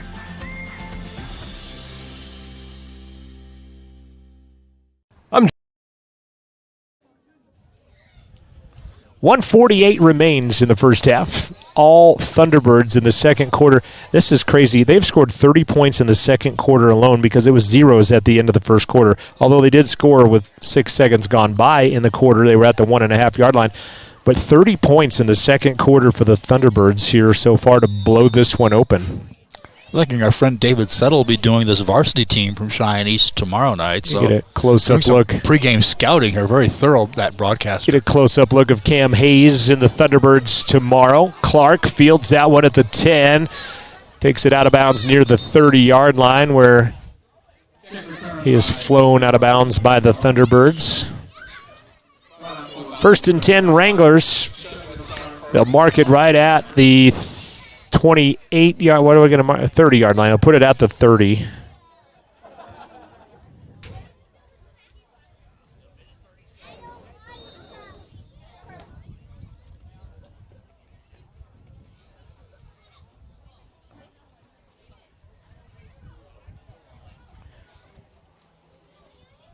First and 10 Wranglers, and we'll get a stop in play, and calling an illegal substitution against the T-Birds will give them 5 yards of penalty. And that'll be 1st and 5 for the Wranglers on the illegal substitution by Cheyenne East. Curious if you're ever thinking about like putting 11 out there just because that's what you're used to doing. Exactly. Yeah, defense, starting D, and then you run out 11 there. Mills throwing. Going to be dropped by Filio at the 39-yard line. He had a step out there defending on him was Peyton Westby. Had a step, but he couldn't haul it in. 93 seconds remaining in the first half. Take a look at some other games around Fremont County and the state at halftime. Recap this first one of the first half here as well.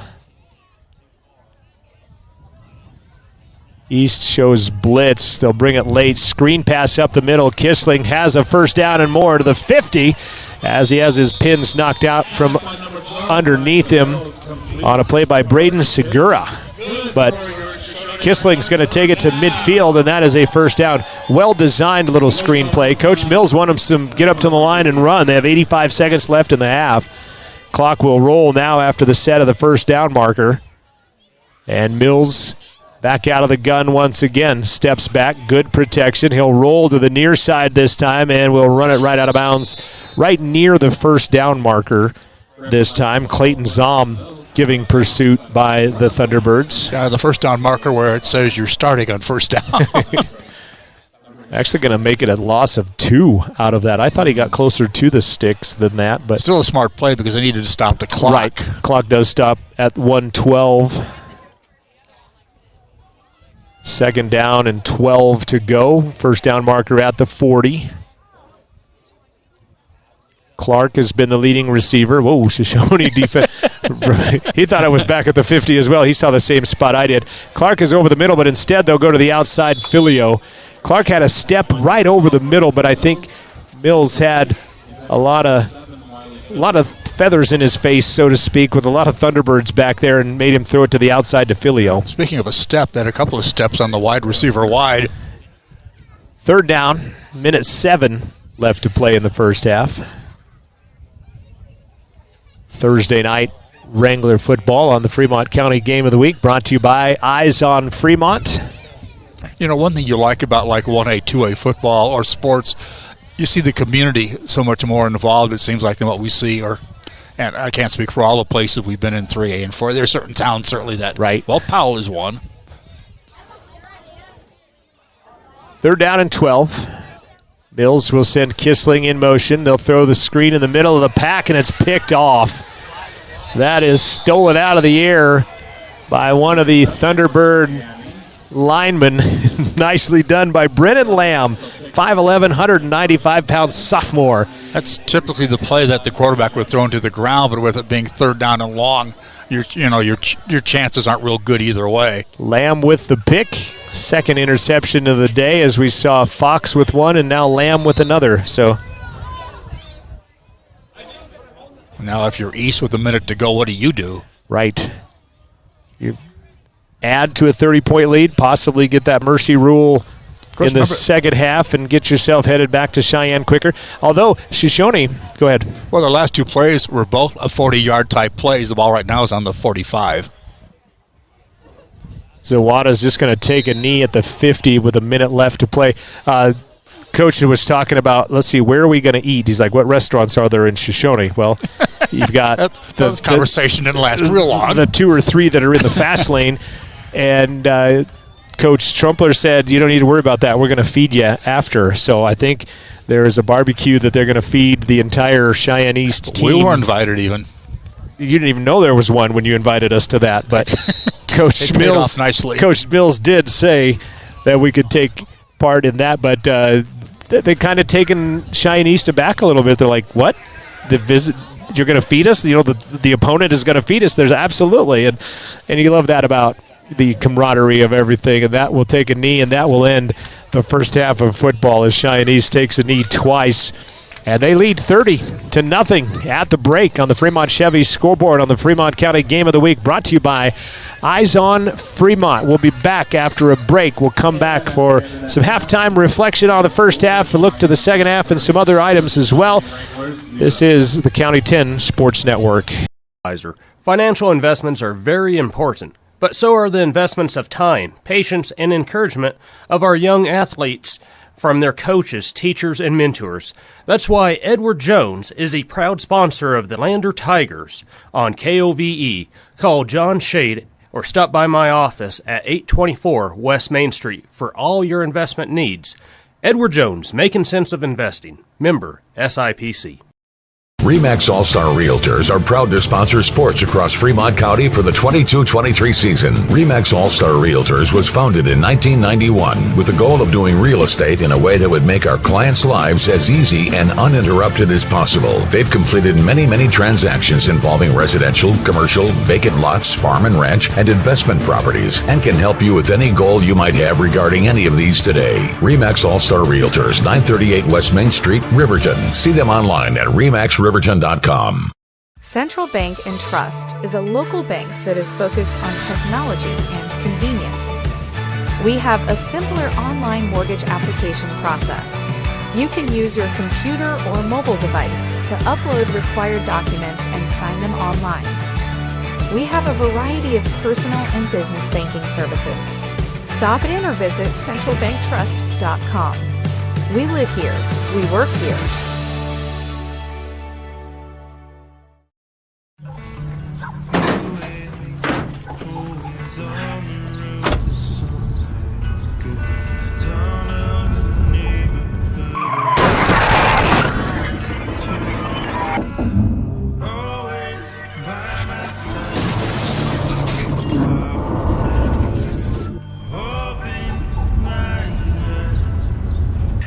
Why do we enforce seatbelt laws? Because in real life, you don't get a second chance.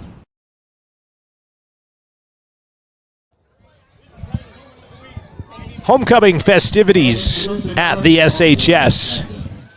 We'll listen in. Carlos Marufa.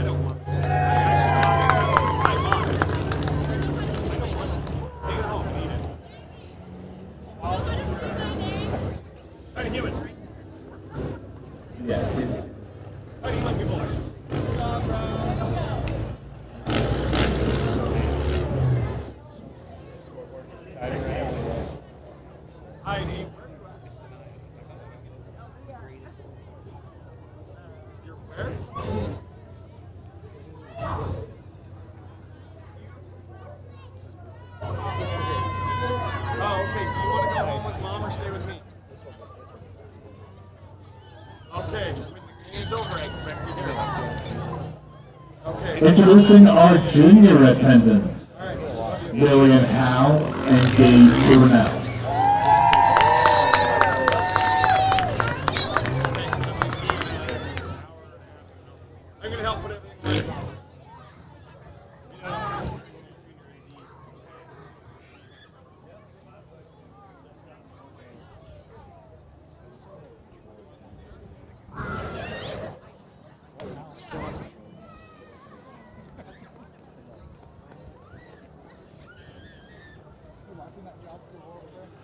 And our senior attendants, Lakota Kaiser and Jackson Kaiser.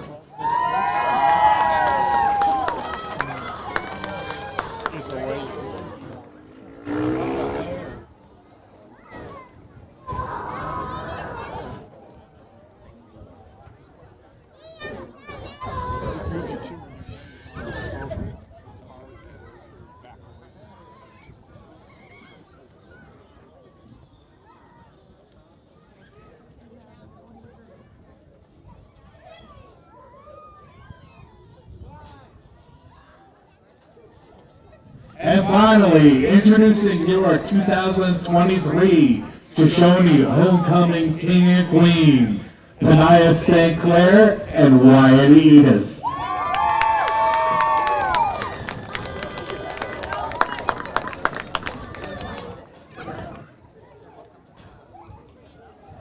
And parents are welcome to go down now and take pictures.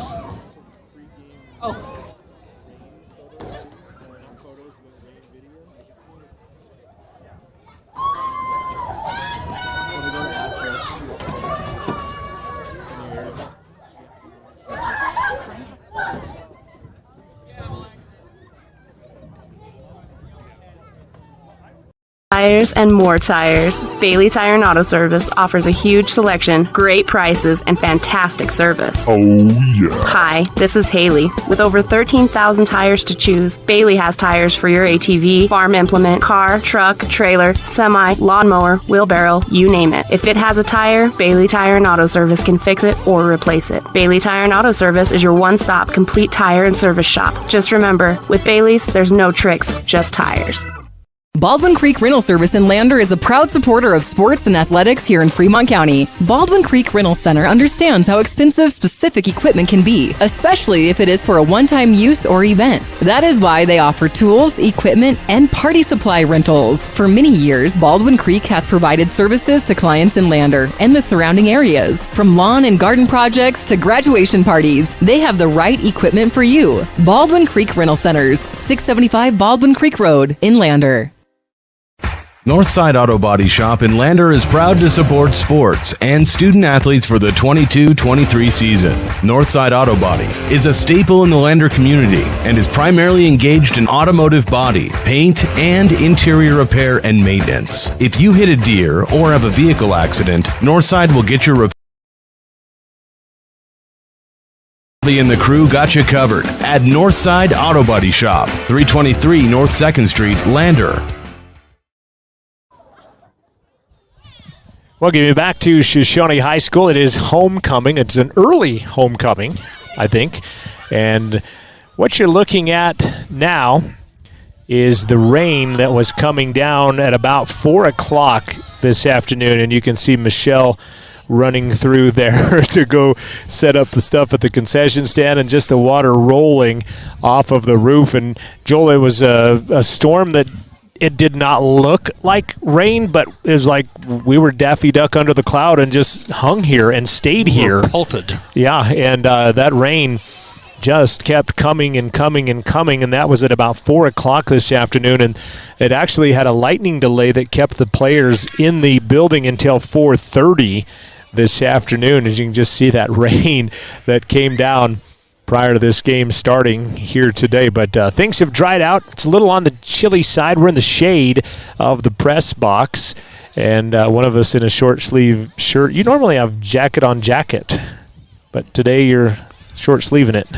That's been an interesting year weather-wise. 30-0 on the Fremont Chevy scoreboard at the intermission right now in favor of Cheyenne East. They would score all 30 points in the second quarter, as they scored on the very first play of the second quarter, and then just kind of unleashed it from there at that point, and took off down the field, took advantage of a blocked punt, scored 19 yards later, and it's been Fox, it's been Zawada, it's kind of been committee by everybody for the Thunderbirds to build a 30-0 lead at the intermission. Putting up points like their varsity team does. Yeah, and their varsity definitely put some up last week. And so, each week. I've done a lot of history searching, and I do a little segment for the Wolverine pregame for Jared and Scott.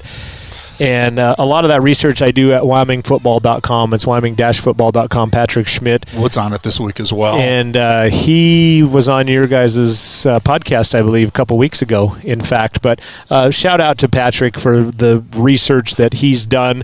And that has to be a very difficult job. I've just been doing research of Riverton stuff as of late and trying to find archives of, old Riverton Ranger articles and then finding different little nuggets of information. And it's been difficult just looking for one team, and yet Patrick goes and does it for the whole state, and he just hours and hours of looking at microfiche in libraries and in basements and everything else. And he does a great job, and I use his website a lot. So if you have a chance, Wyoming-football.com to check that out. And of course, David Settle and wildpreps.com and the job that they've done. Yeah, we talked about broadcasters put all that time into their broadcast, and that's something I appreciate. The David Settles, the Steve Kors of the world, they're the ones that they come to the game very, very prepared, which we appreciate.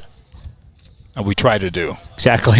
We try to replicate that as well. 30-0, Cheyenne East is out in front. And we'll take a look at some other games of interest across the state here in just a few. We'll take another timeout. We'll be back. Cheyenne East leading Shoshoni on homecoming. I was just kidding when we pulled into town. I said, hopefully we don't get in the parade, because I didn't think there was any way it was homecoming, but in fact it is homecoming. But as I was informed by a person up here, they don't do parades anymore. So wonder why. I don't know.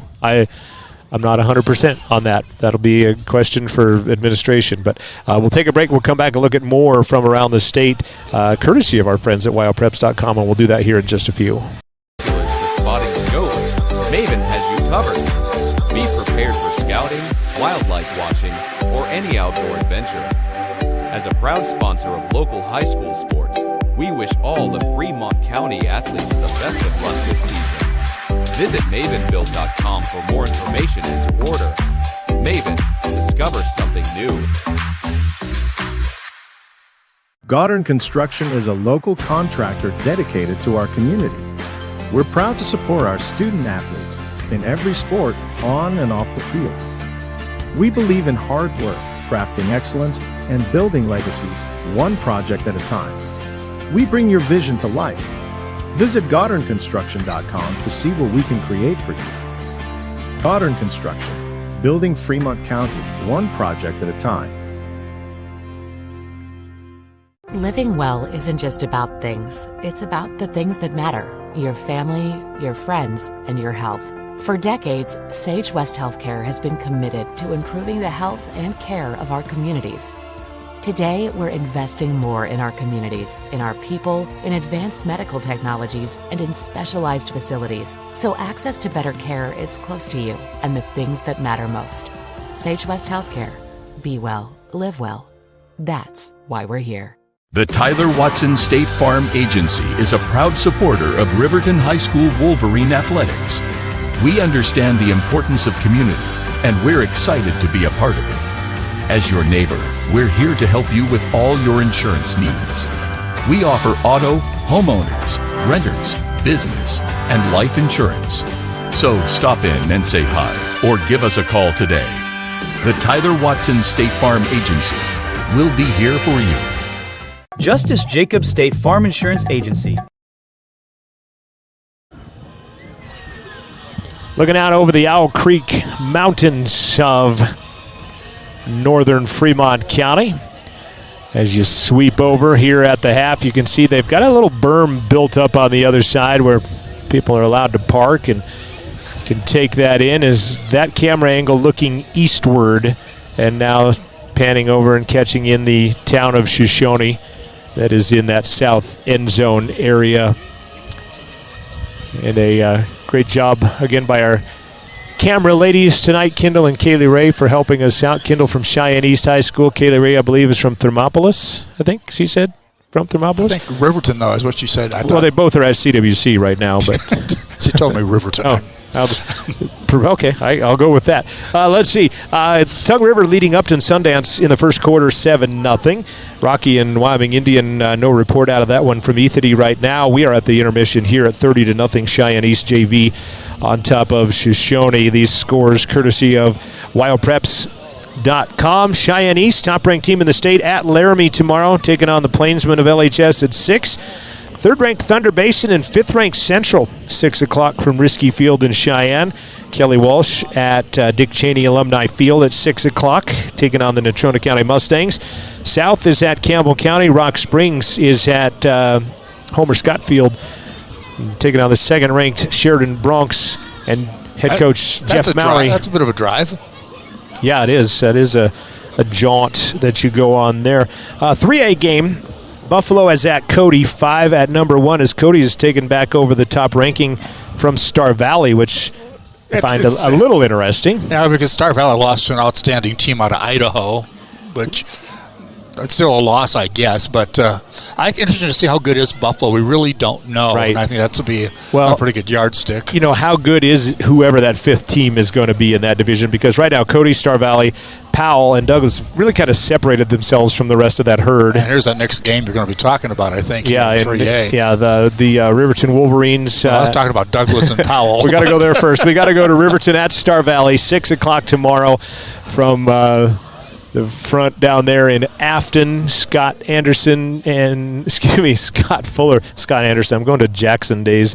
The Jackson Teton County Commissioner Scott Anderson that owns the radio station. Scott Anderson played football with my son played at Riverton High There's School. another Scott Anderson. Yes, no, Jared Anderson, Scott Fuller. They will have the Wolverines on the County 10 Sports Network mañana, as they will be in Star Valley. Pregame at 5:30, and the kickoff is at 6 o'clock. And as I looked at it, from Patrick Schmidt, giving me some insight stats, it's 10-10, but one of those games was a 0-week game, which if you win, you count it. If you don't, you don't. I've seen that. Riverton won at Star Valley when they put in brand new turf. Riverton won 13-10 in Jeremy McCormick's first year in a 0-week game. And so Star Valley doesn't count that. So it's 10-9 Star Valley. It's 10-10 if you count Riverton's. And we used to look see at teams it. play that 0-week game very differently sometimes. Some played it, all out. Other teams are trying different things. It was just kind of a interesting thing when it didn't count. Obviously, in 4A, week 0 is a counted game. Lander is at Evanston. Wyatt Barichka will be in E-Town at K. Fackrell Field, 5:30 pregame, 6 o'clock the boot for that one on the YouTube Sports Network. And then the one we were going to talk about, number 4 Douglas at number 3 Powell, 6 o'clock kickoff from Panther Country. And that'll be an interesting one. Tell a lot when that one's done as well. Douglas, I think, maybe is back to where they used to be, but how good are they? Because the power certainly resides in the West right now in 3A. Because we are primarily a 1A 9-man centric audience today. Grable is at Big Piney. That's a Saturday boot at 2 o'clock. Interesting game in that one. And some other games. Number 1 Pine Bluffs at Wright. Saratoga is at Lusk. Southeast, number 4, plays at Moorcroft. Third-ranked Wind River is at Riverside. 7 o'clock game from Basin. And Lingle Fort Laramie is at Guernsey Sunrise, 7 o'clock. And those are all conference games in the 1A 9-man division. We are at the intermission here, 30-0. Shoshone will be back on the field next Saturday at Byron, taking on the Rocky Mountain Grizz. That'll be Saturday afternoon up there in Park County. Who does DuBois have this weekend? DuBois Rams. I think they're playing a ranked team as well, aren't they? Are hosting the second-ranked Encampment Tigers. That'll be in the High Country. And they're playing. That's a 2-4 matchup right there. They're playing on their old field in DuBois because, 2 versus 3. The new field, the grass just hasn't taken in the High Country, so they're still playing back over at the old field at the bottom of the hills right there. Second half on the way. Shoshone will be getting the football. They need to get something going. They trail 30-0 at the break on the Fremont Chevy scoreboard. This is your Eyes on Fremont County Game of the Week from the County 10 Sports Network. Mountain View Supply, your local experts in fire and water. We got everything you need for new installs to accessories, and don't forget our great selection of stoves, grills, and spas. We've been serving Wyoming for over 40 years, so you know you can trust us for quality products and expert service. Visit portersmvs.com or stop by our Riverton or Casper locations today. Porter's Mountain View Supply, located on 750 East Sunset Drive in Riverton. Perfect Power is a proud supporter of athletics and student athletes all across Fremont County. Perfect Power provides services for residential, commercial, and industrial jobs. Darren Hubble, owner and master electrician, has over 30 years of electrical experience. Darren's trustworthy team of professionals can get the job done right. Perfect Power, serving Fremont County and surrounding areas. Stop into 1320 West Main Street, Lander, or give them a call at 307-332-7184. At Eyes on Fremont, we know that good vision is about more than just seeing clearly. That's why we're dedicated to providing expert eye care for the whole family. From children's exams to contacts, LASIK to glaucoma treatment, we're here to help. We accept most insurance plans, and our experienced team will make sure you feel right at home. Schedule an appointment today at 111 South Broadway in Riverton, or give us a call at 307-856-9000. Visit WyomingEyes.net to learn more. How many letters? 5 letters. Just think about, what am I doing right now? Smile. Smile? Uh-huh. This is so easy.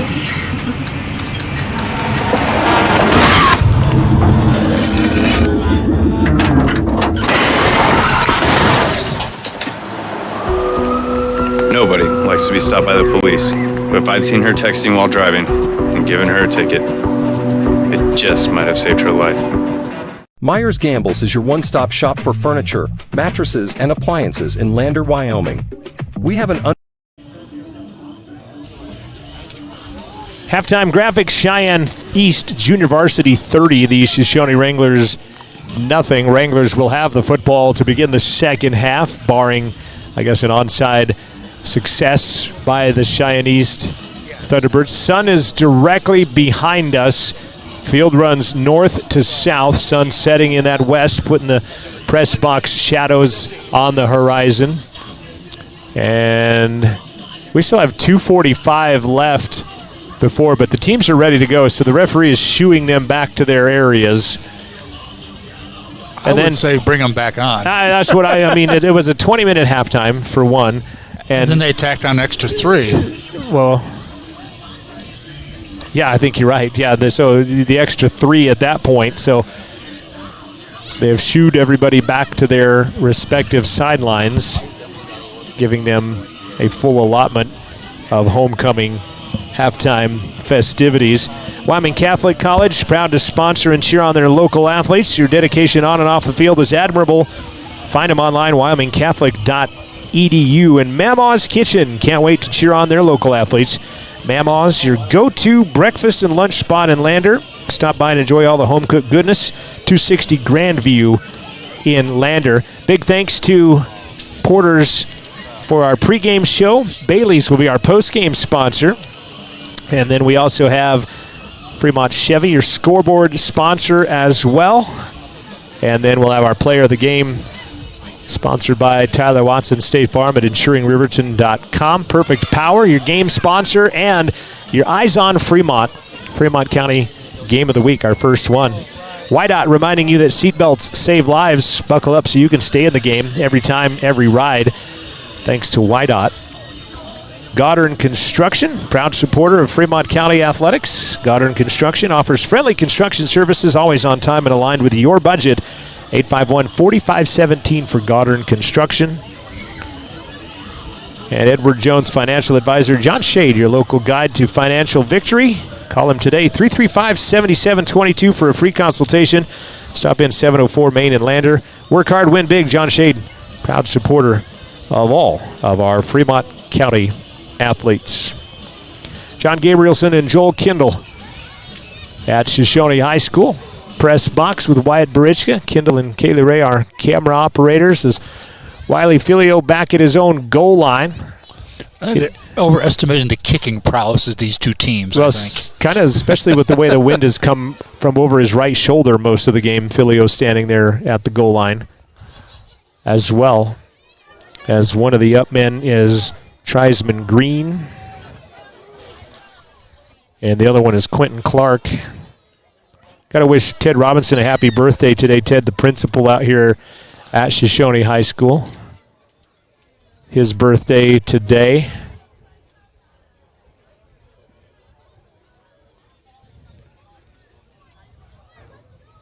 Liam Fox, who has done a lot today for this Cheyenne East team. And I think it would be kind of cool, too, as you're a Wrangler, you watch some of these names for Cheyenne East in the next year or two at their varsity level, most likely competing as well. Filio's going to run up to the 15-yard line and make the catch, and he'll run over, but hanging on is the East defender. Making the tackle, hanging on, was Bobby Matthews, but Filio will get it out to the 29-yard line. 1st and 10, Shoshoni. And you can't get back into it in one play. You've got to chip back. You've got to make one play after another. You've got to score once before you can score twice. And Wranglers, though, need something to get going. They had that long pass to Clark that kind of got things going. And I was afraid you would do that eating an elephant bit. I wasn't. No. Oh, man. Then I'd play the piano for you next, if you know who we're talking about. Nice handoff straight up the middle, carrying tacklers was Morgan Neal. I think another thing for Shoshone, they got to stay out of those 3rd and very longs that they've had throughout the first half. Caden Nesland helping make the tackle. 2nd down and 6 after a 4-yard carry. It is true, though, how you eat an elephant. Despite the fact that I'm glad you kept that alive. But high snap fielded by Mills, straight up the middle. Filio, he'll have a 1st down and more as he'll carry it out to the 41-yard line where he's marked down. Nice first quick hit right up the middle, right there by Filio.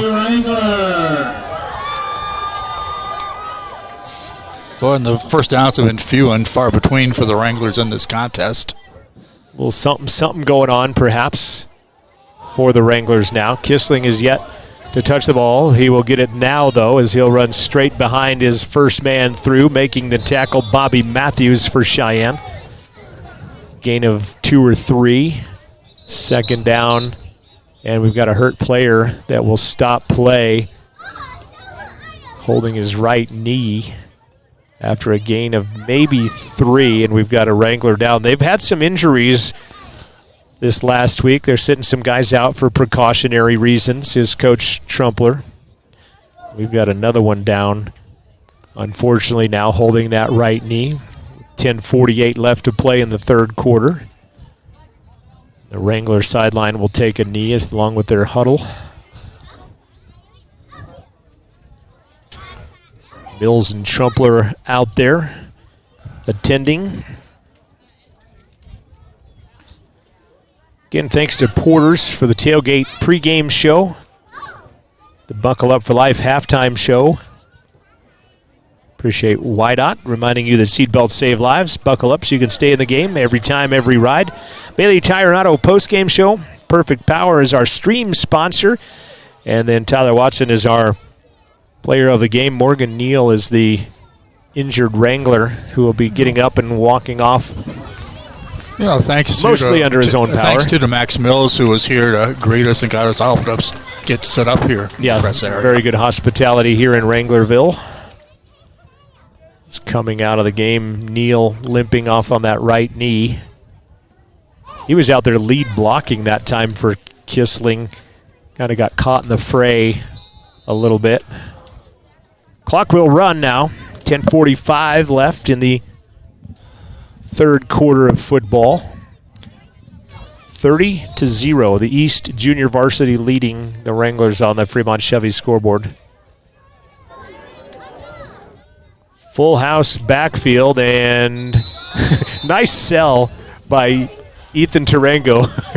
He went forward as well, but then he shot to the sidelines like he was a motion man, and they get a Thunderbird to cross the neutral zone first as Tarango, like I said, he jumped off sides well, but he sold it enough, kind of like he was in motion to the left side. And even his coach was telling him how to do that as opposed to what he was doing, despite the fact the penalty went the other way. And off to Filio. He'll get near 1st down yardage. They only needed 2. He's going to get 1. The ball right at midfield at a nice carry by Wiley Filio. 5'7", 140-pound junior. Coach Trumpler talked about his freshman class. He said they're a very talented freshman class. They're just all small and don't weigh very much yet. And they've got good numbers. Was it about 40 players, I think, on their roster? I think he said 30-something. 33 kids with only 2 seniors on this. It's just pretty impressive, those kind of numbers at a small school like this. Talking about injuries, his starting center, Fowler, broke his hand. Wranglers try to get the Thunderbirds to jump off sides on long cadence. They'll audible now. Looking to the near side. Back judge is counting. Near delay of game. And now the Wranglers will jump off sides. Well, Boy, they drew the penalty. Unfortunately, they drew it on themselves. yeah, it was great discipline there for a while, but then all of a sudden it was too far and in between, so that 5 will give back for the Thunderbirds to the Wranglers. 3rd down and 6 now. Try to get some of these names on the interior line for you. I believe it's Landon Casper is your center. As he'll get it to Mills, he'll step back, he'll throw one to Clark. That one is going to be incomplete. Tipped by Zawada, then almost picked by Sell now, as Clark had to go turn defender in there at the 35-yard line. Also, Peyton Klaproth, we talked about the freshman.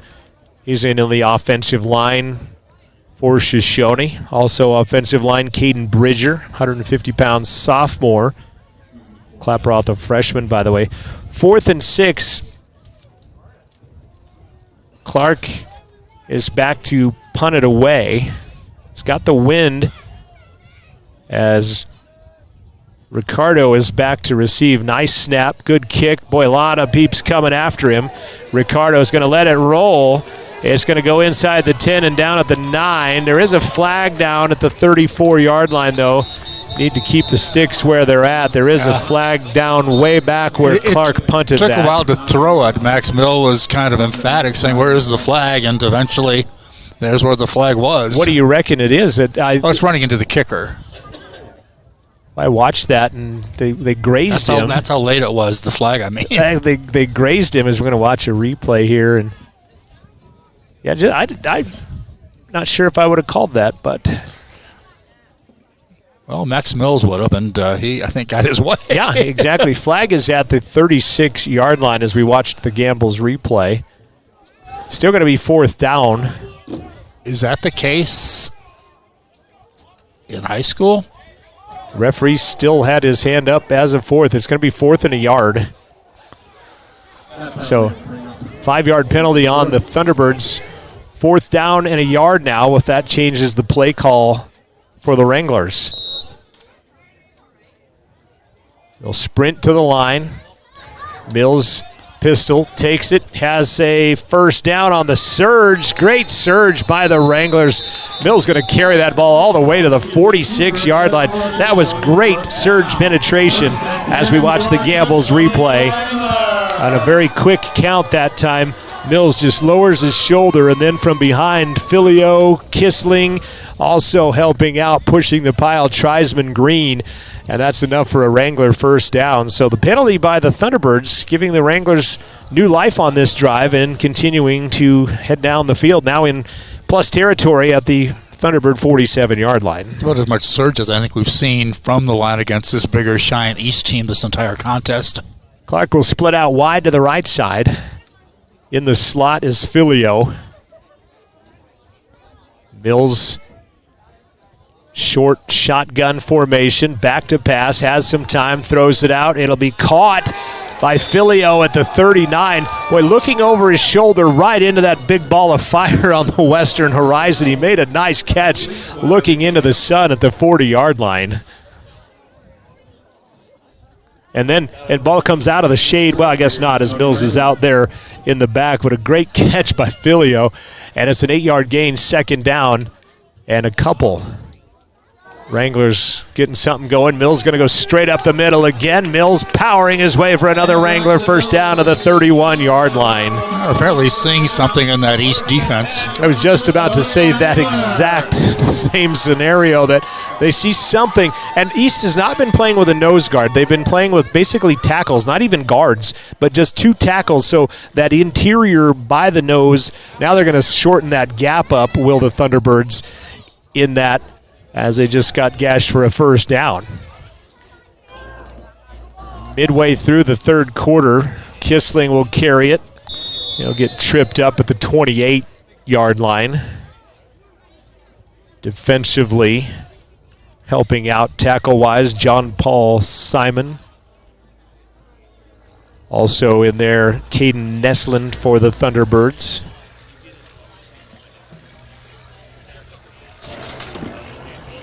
Second down and 8. Kissling, another carry off left tackle, and Big John Simon holds him down. It's John Paul Simon, his name, by the way. He will glom on to Carson and not let him get anywhere, but he'll get about 3, third and a short 5 for Shoshoni. They have held the ball almost half of this third quarter after only having the ball 9 seconds of last week's third quarter against Grable. And this is certainly 4 down territory. I think maybe the whole field is right now for Shoshoni. Yeah, 5 turnovers and had 9 seconds of possession. Kissling again. Nice open field tackle by Wyatt Selnow, but Kissling's going to run for 8, and that is a Wrangler first down. They are moving the sticks. No doubt their best drive of the contest. Cheyenne East going to run some other kids back in, Davis and Clay. Davis 240, Clay 260. I think they were the ones that started in that defensive position.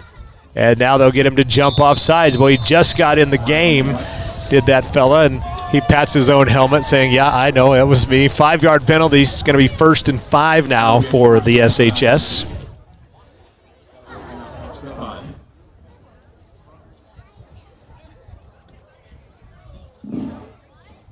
A little over 6 minutes left to play in the third quarter. Wranglers trying to get the goose egg off the board. They trail 30-0 on the Fremont Chevy scoreboard. Mills tosses to Kissling to the outside, runs through an arm tackle. Kissling to the 10, tries to throw off a would-be tackler Selnow, but Selnow will bring him down right at the 10-yard line. That will be about a gain of 3 is all. Looked like more than that as it was strung out to the near sideline. Second down and a couple. Keeping the East offense off the field, I think, is as important as anything, too. Clark will split out wide to the right side. Kissling, Filio, and Tarango. And Mills going to run it straight up the middle, and he's going to run right into the grill of that big fella, Lance Davis, who's listed at 6'3", 240. And he's not going to get much, if anything. I think it's going to be 3rd and a couple. County 10 Sports Network on the road tomorrow. Long road trips. Wyatt will go to Evanston. Tigers and the Red Devils from K. Fackrell Field. Jared and Scott will cross a couple of mountain passes. Pump up the middle. They'll get it out to Kissling, but not being fooled at all. Actually, a loss on the play of a couple, maybe. Caden Nesland stayed home. They set that up a few times, faking that up the gut and then the toss, but Nesland was there. He wasn't fooled. And it's going to be 4th down at about 7 for the Wranglers. Obvious 4-down territory at the 14-yard line. They got to get down to the 7 for a first. They've held the ball over half of this third quarter right now as we're inside of 4 minutes. Mills out of the gun. They've triple-teamed Clark. He can't get that to him. He's got to reverse directions, and he's got to lose the football. Wranglers will get back on it, but it doesn't matter. It's going to be 4th down. Turnover on downs. East football at the 20-yard line. Diving on it was Isaac Clay with one of the Wranglers, Trisman Green, but it doesn't matter anyway. Boy, the Thunderbirds had triple-teamed Quentin Clark in the near corner, and then ball just bounces off his hip as he's running, and turnover to the Thunderbirds. 3rd turnover of the game for Shoshoni after, like I said, they had 5 last week in their 1-possession loss to Grable. Frustrating there because that was by far their best drive of the contest and come up with nothing. Yeah, converted on a 4th down, converted on a couple of 3rd downs, and that time on 4th. And that started with a 1st and 5, too, and really went backwards after that. I see a new quarterback. And I think it is Rayshawn Johnson, 6 foot, 145-pound junior, out of the gun. He's going to hand it off. Taking off left side with it is Vander Jonas. He's going to break a couple of tackles. Jonas down the sideline, and making a touchdown-saving play on the outside is Preston Hance, a sophomore. There is a flag down clear back at the 37-yard line, however. And the East team, well, they're retreating, but that has not really been the giveaway in this contest. Yeah, Shoshoni is retreating back to where the end of the play happened as well. That's a nice run out there by Jonas. And a good tackle by Hanson Clark to stop him. Holding is going to be the call against the Thunderbirds. They chuck the flag back to the 30-yard line. And so they'll back it up 10 from there. So it's going to end up being a loss of a yard. So 1st and 11. Well, maybe not even a loss of anything. They'll put it right back down at the line of scrimmage at the 20. So it's back to 1st and 10 like it never happened.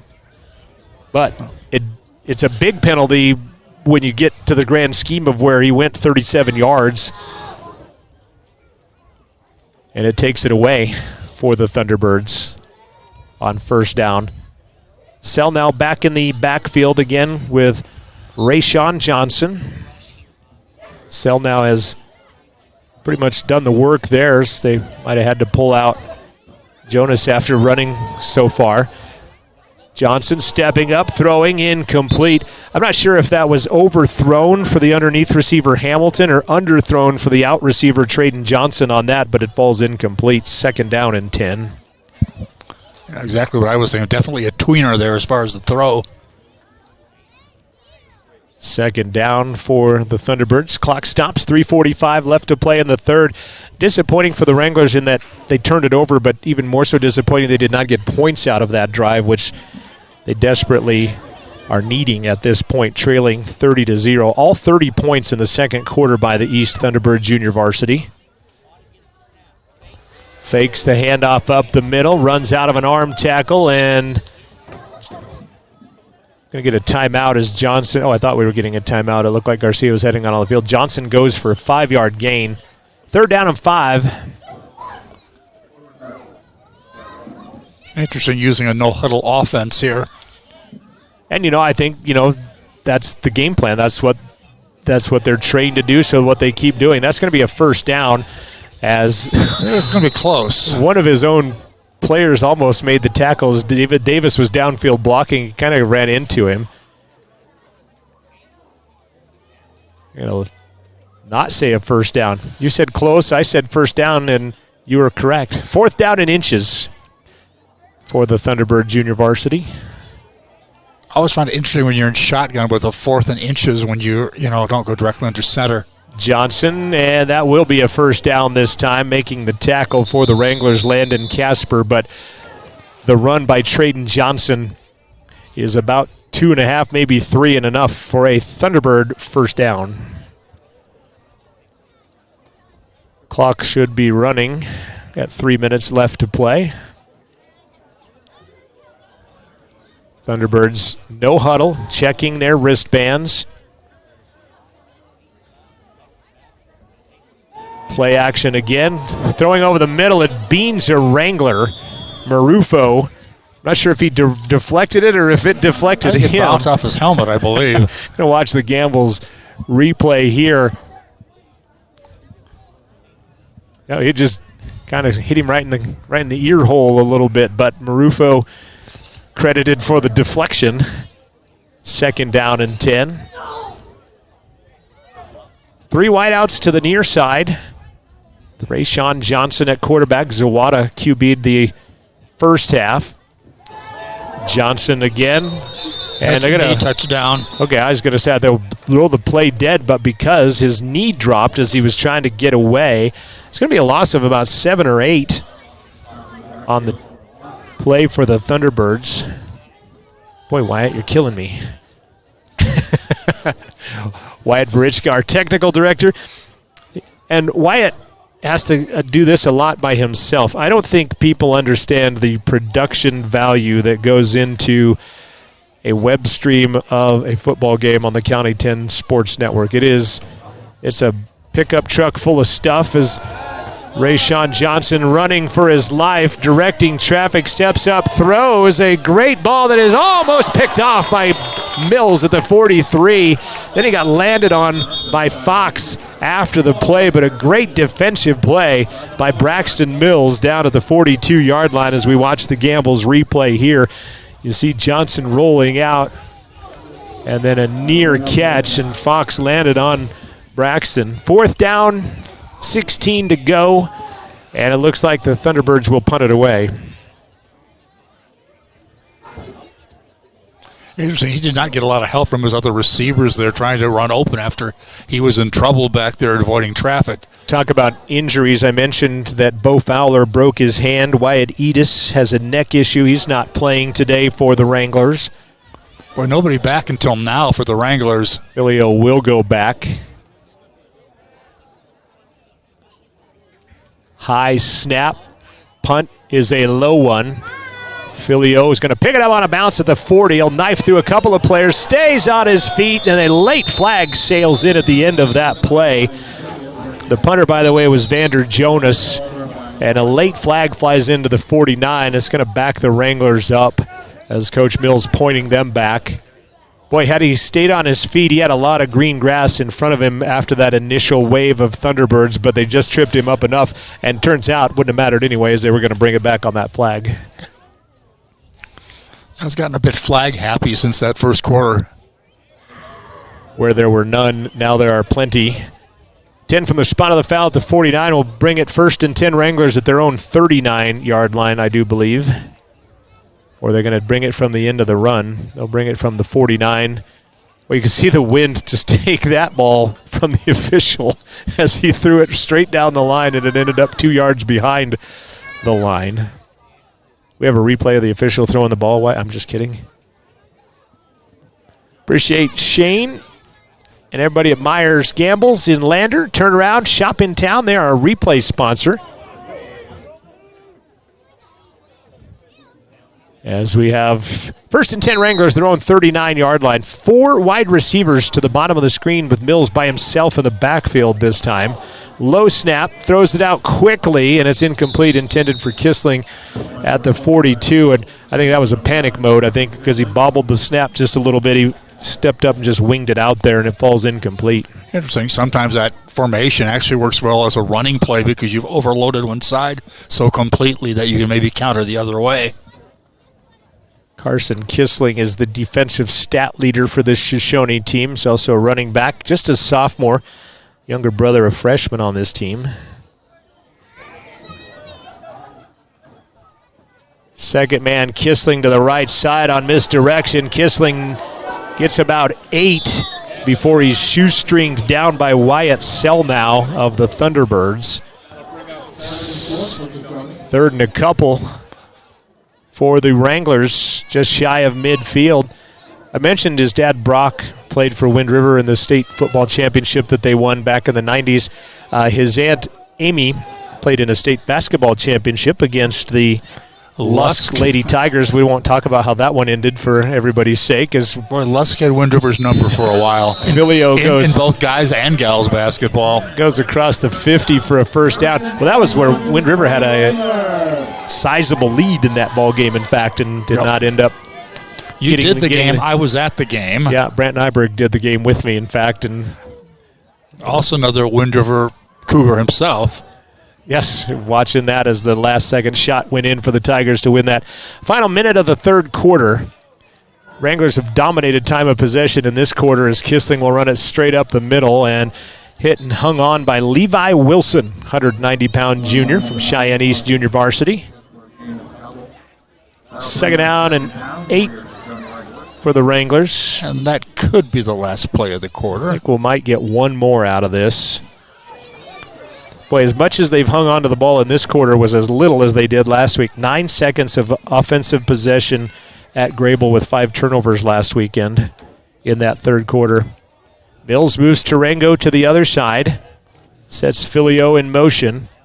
Gives it to Filio, and he'll be hit immediately by Clayton Zom, and that's how the 3rd quarter will end, with the Wranglers facing a 3rd down and about 7, maybe 6. Quarter number 3 in the books on the Fremont Chevy scoreboard. Your Eyes on Fremont County game of the week. It is Cheyenne East Junior Varsity 30 at Shoshoni nothing. We'll be back after this timeout on the County 10 Sports Network. Gambles is your one-stop shop for furniture, mattresses, and appliances in Lander, Wyoming. We have an unbeatable selection of furniture for your living room, bedroom, and dining room. Plus, we have the latest trends in home furnishings. Our mattresses are comfortable and affordable, and our appliances are built to last. Whether you're looking for a new TV, sofa, or refrigerator, we have the perfect finish, style, and function for your home. Visit us at 420 Main Street in Lander, or check out our website, landergambles.com. Today. Get ready to explore Wyoming's stunning parks at Fremont Motors during the Open Road Sales Event. We're giving away a complimentary Wyoming State Parks pass with every vehicle sold, so you can get out and explore our beautiful state behind the wheel of a brand new vehicle. Plus, all Fremont vehicles come backed by Fremont Care, so you'll be covered no matter what the Open Road has in store. Visit Fremont Chevrolet GMC in Riverton, or shop online anytime at FremontMotors.com and start your Wyoming adventure today. 12 minutes remaining. Fourth quarter starting from Shoshoni High School. Long shadows in the, it's not even autumn yet, but by the calendar, definitely fall by the feel of things here in Shoshoni, Wyoming. John Gabrielsen, Joel Kindle from Shoshoni High School on the Eyes on Fremont County Game of the Week. Perfect Power, our stream sponsor. Coming up, we'll have the Tyler Watson State Farm Player of the Game. Hopefully get an interview with that young man, whoever it may be, when we select that here shortly. Wranglers face 3rd and 7. While just outside of the 46, they've got to get across the 40 to the 39. Mills going to step up to throw. Going to throw it to the outside corner, and that's a simultaneous catch by both players, and a catch is going to be ruled for Filio at the 29-yard line. Well, I'm kind of surprised they called that inbounds as it was battled for, I thought, till it went out of bounds. Well, he ended up making the catch, but yeah, we'll watch the Gambles replay here. I think he had both feet in bounds, actually. Yep. Watching on the Gambles replay. Looks like it, yes. Great camera work, Kendall. Great job, ladies. Appreciate them on their inaugural trip out here. Making that. That was a great pass by Mills, and good defense even by Zawada as he had half of that football. Kissling straight up the middle. Runs into Brennan Lamb. And a minimal gain of maybe 1, maybe 2. 2nd down and 8. And I don't know if Shoshoni, at 30 points is going to win this thing right now, but a score here would go a long way to helping morale towards a homecoming weekend and perhaps into Saturday's game next week at Rocky Mountain, as something's going to need to go positive for them here. That crossing route by Clark has been open each time. It's just Mills has been under duress. He can't get there, so maybe they can see something like that. Clark's going to go over the middle again, but then Alex has daylight to the left side inside the 15, and a nice stick by the Cheyenne East tackler. Yeah, Mills did not want to go out of bounds, did he?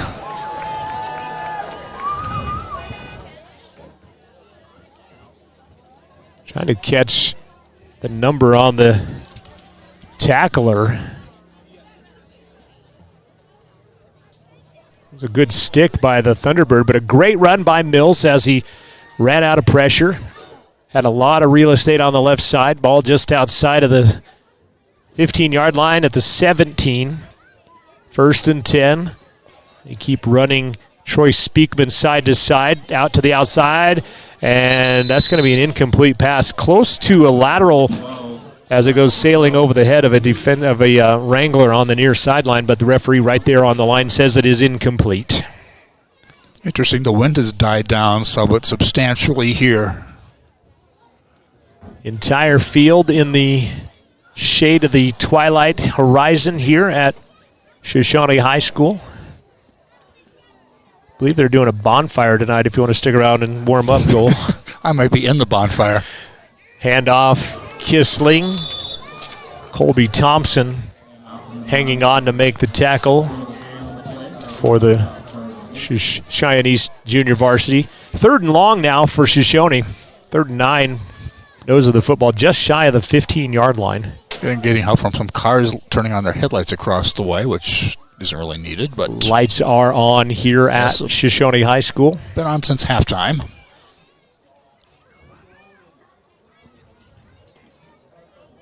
Third and long for Mills and company. Play action. Rolls out. Filio is open. He will make the catch at the 10. Breaks a tackle at the 5. He will roll out of bounds at the 3. Boy, Zawada did not bring him down, and then Sell now has to push him out of bounds. They still never brought him down. They just get him out of bounds at the 3-yard line. It's 1st and goal, Wranglers. 9.5 left in the 4th quarter, trying to take that goose egg off the board. What do they say? Put up some crooked numbers? I think they're all crooked in football, aren't they? 1st and goal, and then the Wranglers jump offside. And Michael Wilczewski, a sophomore on the offensive line. Also trying to get to some other offensive lineman numbers as Wyatt Edis was told was going to sit out this game, just sprinted onto the field. So hopefully that's good news that he's okay. Landon Casper on the line as well, and also Oakley Hicks. They told me he wasn't playing either, so Tony and I will have to work on our communication. Broken play. Mills running for his life, swarmed under by 5 different Thunderbirds. Davis, Clay, also Zom. And this has happened a couple of times where they've had the momentum going and then a couple of setbacks back to back that have pushed them back considerably.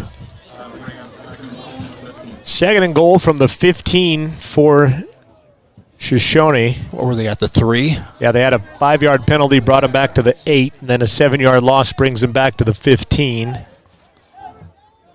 Kissling goes back behind Mills. Now will go in motion.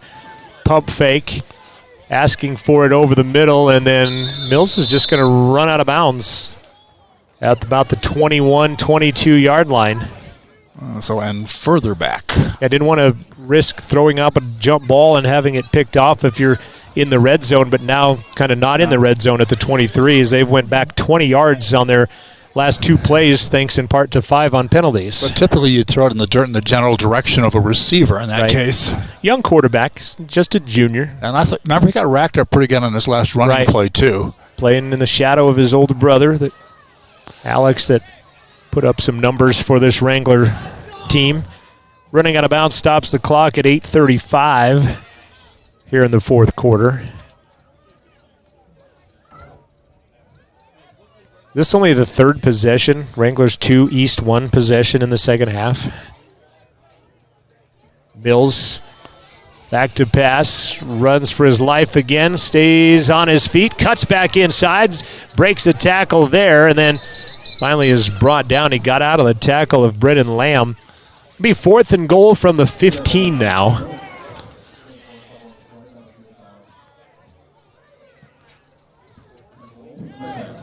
What do you dial up if you're Coach Mills and the Wranglers on 4th and goal from the 15-yard line? And you dial up some blocking for your quarterback. Clark, Mills, Filio, all 3 kind of huddled up with the coach, and now we'll go huddle up with the rest of the team and let them in on the strategy. Yeah, that crossing route with Clark has been opened, as like I said. It's at 15 yards, though. Clark is, Mills has been under duress. Trips to the right side. Clark back to pass. Mills back to pass. Clark in the corner. They're going to throw it to him. Clark will go up. It is going to be incomplete. Good defense by the Thunderbirds, as helping make the defensive play was Peyton Westby defensively out there with Clark. Slow developing play, but he was open for a little bit. Then by the time that ball kind of hung out there, good job by Westby, and he took care of business. One thing we've not mentioned, John, this is our first game, and we've done a lot of games, but this is the first one we've ever done at this facility, and it's very, very nice, and their high school behind us seems like a very attractive structure as well. Now that they got all the rattlesnakes under control. Took them down a little Snake River. It had a little problem with that when they first got out here in the north side of Wrangler Town. That would give you a home field advantage, however, if you knew how to train them. Zawada back in at quarterback, keeps it himself, and he will be brought down by Quentin Clark, who spins him down. Flag is down. I think Clark was being held pretty good on that. Wyatt says face mask. It looked like Clark was being held before the ball carrier got to him through my glasses. And it is a holding call on the Thunderbirds. Clark fought off the hold and even made the tackle after that at the same time as well. So backs him up to the original line of scrimmage, and it will remain first down.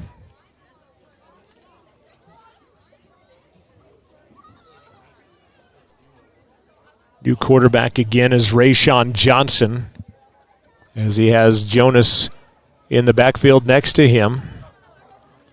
Toss to Jonas to the outside. He's got some wheels, runs into the back of his own blocker, and then finally gets taken down by Braxton Mills at the 22-yard line.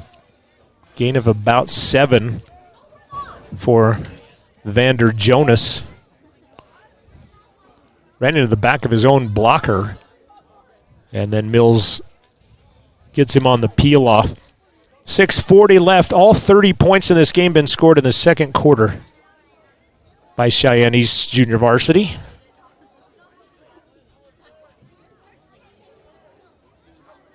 Johnson keeps it himself. He'll juke.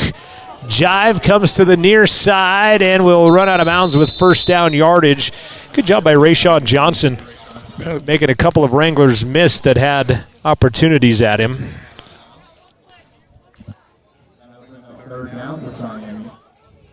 First down for the Thunderbirds at their own 27-yard line. About halfway done here in the fourth quarter. Nearing that midway point.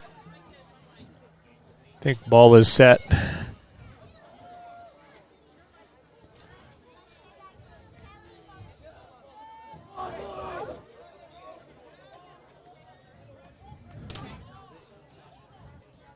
Johnson surveys. Wide out to the right side is Thomas Kolkman. And we're going to get a delay of game on the Thunderbirds. Took a little too much time consternating their next move. Yeah, at first I thought it was an intentional effort to eat some clock, but I don't think the penalty was intentional. Well, and the clock wasn't even running. It was going to be on snap when the clock was going to run on that. So that's a good point.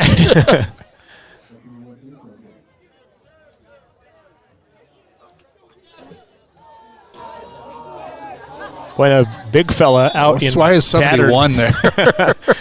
Lance Davis might have been the intended receiver, but I'm not sure if Thomas Kolkman behind him wasn't the actual intended of that. 2nd and 15 now. Looking at Lance Davis, 6'3", 240.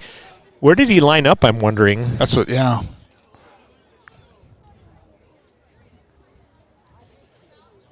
I'm getting called out for my vocabulary. Have him at a tight end spot. You're going to pull him to the near side. He opens up a pretty big hole there. And hanging on is Filio on the ball carrier.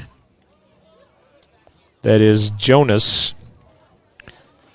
Takes it from the 15 out to the 34. Third down, about 4 yards to go for Cheyenne East. Clock ticking inside of 6 minutes left to play. 30-0.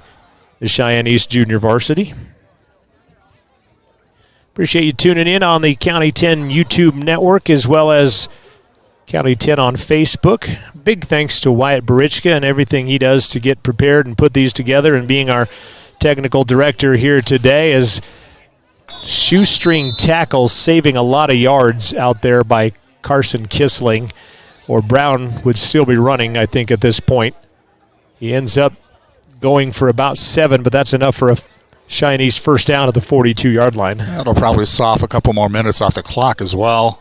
5:20 and counting. And again, 30-0 East JV, all 30 points in the second quarter. First play of the quarter. They even took a knee in the last 90 seconds of the first half, in fact.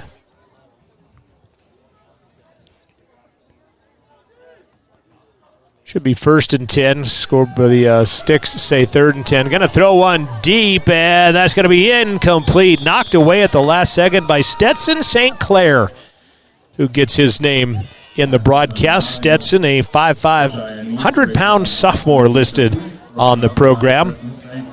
Watching the Gambles replay. Good job by Stetson St. Clair. 2nd down and 10. Sticks say 3rd. They'll flip it back to 2. Me and our scoreboard operator knew it was 2nd down, though.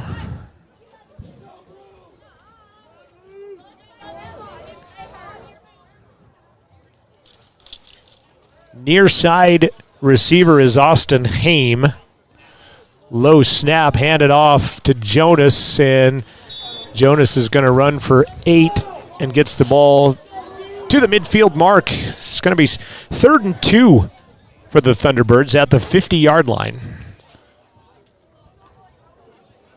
Clock ticking inside of 4:40 left. Again, the Wranglers will be back at it on Saturday next week, not this Saturday, next Saturday at Rocky Mountain, taking on the Grizzlies up in... Kind of interesting, a 9-day break in high school football. You don't see that very often. Cheyenne East's varsity will be at Laramie tomorrow night for a 6 o'clock kickoff. Toss to the outside, right into the waiting hands of Preston Hance, who will finally wrestle him down. Got a little help from Landon Casper, but Hance was right there. Loss of 4 on the play. 4th down, 7. And the Thunderbirds will mull over what they want to do in the final 4 minutes, if they will punt it away or not. Wranglers trying to fire themselves up a bit here.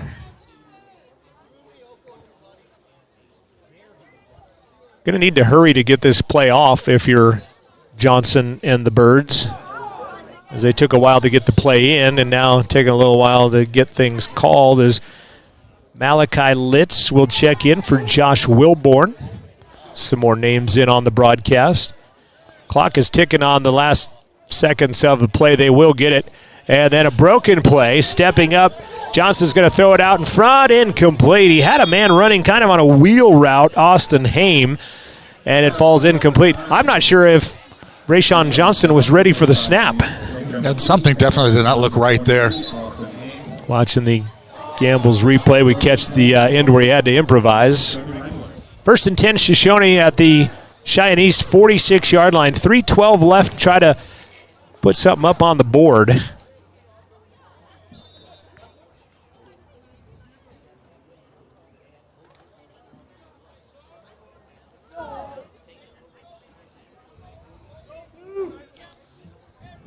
Mills out of the gun.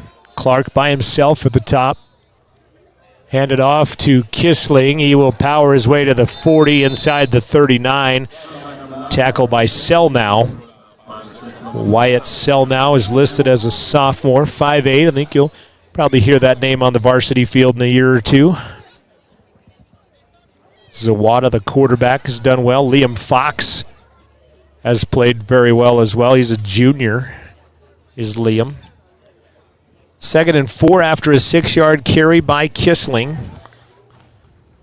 We'll name our player of the game. Low snap, Mills hands it off. Keeping it is Filio. He'll break a tackle into the secondary. Not getting him there, and taking it is going to be Filio. He'll take it from 40 yards out and score. Touchdown, Wiley Filio. Cannon fires, and the Wranglers are on the board. A broken play of sorts, and they hand it off. He breaks a would-be tackle by Peyton Westby, and he takes it the rest of the way into the end zone. Touchdown, Wranglers. 2:24 left. The shutout is over.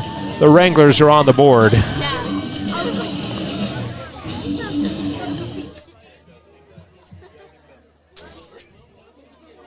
Broken play turns into 6 for Shoshoni. 2-point conversion. Mills rolling, going to throw, and it'll be caught by Filio, and he will score the 2-point conversion. Nice job by Wiley. And he brings it to 30-8 with 2:24 left to play. The Wranglers will kick it off after this 30-second timeout. Your eyes on Fremont County Game of the Week on the YouTube Sports Network. Did you see Allison at lunch today? I'm going to text her. I'm going to text Allison. Hey, hold up. Matt's calling me. Hey, we got the food, and we're on our way right now. Hey, who's coming, bro? You're the one that needs help.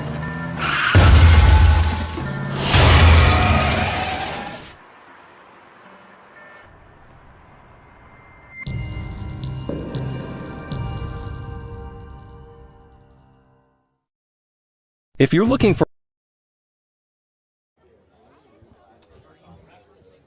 2 minutes, 24 seconds left to play. Tyler Watson, player of the game, coming up in our Bailey Tire and Auto post-game show. And we've had some candidates. Wiley, Filio making a late charge with some precincts reporting in late.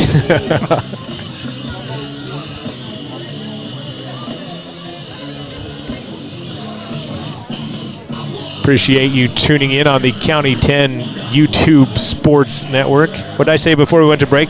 County 10 Sports Network on YouTube. Okay, yeah. It's been a long time away from this microphone, Wyatt. You should really write things down for this old guy. Wyatt has done a great job of organizing and getting everything ready to go for us, and I appreciate his diligence and attention to detail and working long extra hours as Tarango will put the boot to it. Thunderbirds creeping up from behind. It is going to be an onside kick. It's touched by the Thunderbirds, and I believe that the Wranglers are on it. A couple of different Wranglers. Clark ends up coming out of it as he and also Brody Shepard, a freshman, battle for it. A Thunderbird touched it, and the Wranglers get it at their own 48-yard line. And again, I don't know if Shoshoni, I'm going to say that they probably will not win this, but this is something good to build on towards next week for sure, and going into the weekend with a little better feeling than being trounced 30-0 on your homecoming weekend. Yeah, in fact, it looked like it was 30-0 and headed in a worse direction. Right. Even.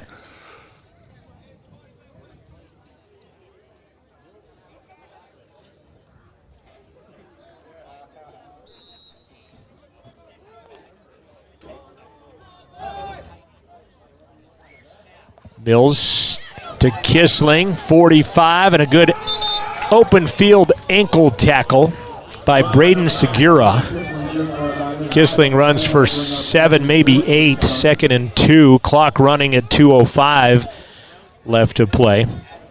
Perfect Power, our stream sponsor tonight. Game sponsor, of course, Eyes on Fremont. Appreciate everything they do for us. Handoff straight up the middle, and driving with it is Morgan Neal. It's enough for a first down, stops the clock for the Wranglers, and helping him up, good sportsmanship from Lance Davis. The Wranglers will feed the Cheyenne East Thunderbirds a little barbecue. I think it's got some pulled pork that they'll send them. Wranglers are going to burn a timeout with 1:49 left. Your Bailey Tire and Auto post-game show is coming up next, thanks to the Buckle Up for Life Wyoming halftime show. Brought to you by Wydot. 1st and 10 at the 37. 30-8 the score on the Fremont Chevy scoreboard. And again, it's a great sponsorship effort by all of our sponsors involved in this. And Jared Anderson, Scott Fuller, your voice of the Wolverines, going to Afton tomorrow. Wyatt will be the voice of the Tigers on the way to Evanston tomorrow. Landon Casper has stepped in at center in the absence of Bo Fowler tonight. 1:49 left. Mills, play action, rolls out. Filio with a catch at the 32. He'll go across the 30, down the sidelines to the 20. Filio powering his way to the goal line. He's going to be knocked out of bounds, they'll say, before he gets there as he bounces off tacklers at the 5.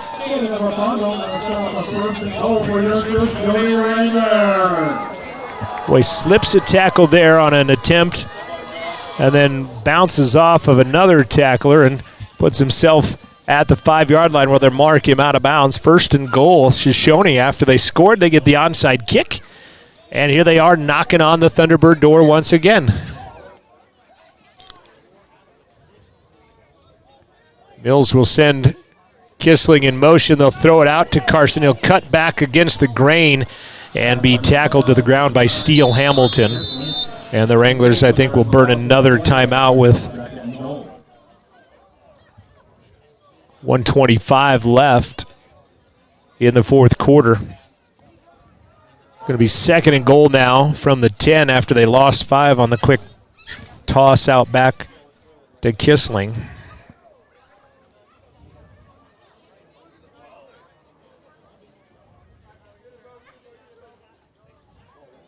Getting requests. They want to see pictures, video of the barbecue, but it's behind us. There's no way we can get that taken care of. But a great gesture by the Wranglers to feed the Thunderbirds before they head back on a 4.5 hour bus drive back to the capital city, and got to go back to school tomorrow, in fact. I think the Wranglers are on a 4-day school week, so tonight's Friday in Wranglerville. Filio steps in. He moves Neal to the other side. Kissling. Play action. Rolling out. Clark is wide open on the other side. He's going to zig-zag. He's back wide open again. Clark is, it's out in front of him in the end zone. Braxton cannot believe he did that as he's holding his head as he comes out of there. Of course, he was running pretty well himself for his life. That's a tough throw for sure by Braxton. As we watch the Gambles replay, he comes across the grain. Clark was open once, then twice, and then having to throw kind of against his body, running out to the left side.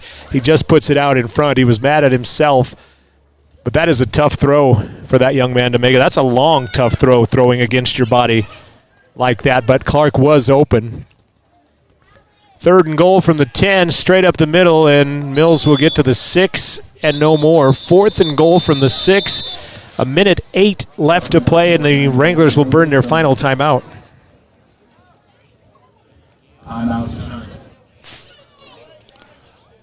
Your hard work is paying off, and eyes on Fremont. Proud to see these athletes compete both on and off the field. Student athletes have the support of Eyes on Fremont. They're at 111 South Broadway Avenue in Riverton, your local optometrist. They are our sponsor of the Fremont County Game of the Week, which next week will Wind River Big Piney. Then down the list we'll have Burlington versus the Casper Classical Academy. Is that what they're called? Yeah, Casper Christian. 2-0 on the year, I believe, aren't they? They played kind of a makeshift hodgepodge schedule last year, and then here they are putting it 2 teams here. They put a JV team in there somewhere, I think, of a small school even, but for one win. Yeah, they're got a statement game this week. They'll play Farson. They'll see what they've got, I think, taking on the Pronghorns this weekend. But DuBois will be at Casper. We'll have that. They'll play that at Kelly Walsh High School, and that'll be one of the county games of the week. Fourth down and goal. Mills steps up, throws back of the end zone. Jumping is Clark. It's incomplete. And that will turn it over on downs to the Thunderbirds. I think we'll see a couple taking of the knee, and that will be it. Braden Shigura defensively. Again, we'll have our Tyler Watson State Farm Player of the Game inside of our Bailey Tire and Auto post-game show here tonight. Big thanks to Perfect Power, our stream sponsor, our Eyes on Fremont, our game sponsor, the Fremont County Game of the Week. Some younger kids in there right now. Caden Kissling in. Play corner on the other side. Other Wranglers are lining up at midfield, as are Thunderbirds on the other side. Going to line up for the end-of-game handshake here as we're going to finish under the lights as the sun sets on the western horizon here in Fremont County. Rayshawn Johnson at his own 2, hands it off to Jonas. He'll evade one tackler. Clark almost strips the ball but brings him down. Not before he gets to the 21, though. About a 16-yard carry. And the clock stops on a first down, but only to get the chains set, and then it should run once again. Good carry that time by Jonas. He's got some wheels. That big play called back earlier, you recall? Yeah, Jonas 5'10", 160 pounds. Clock running now.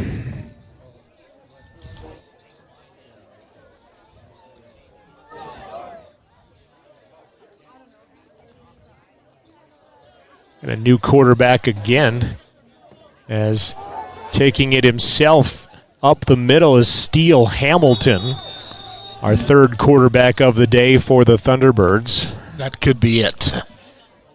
Under 30 seconds left, 30-8, Cheyenne East. Junior varsity going to even the series at 1 apiece.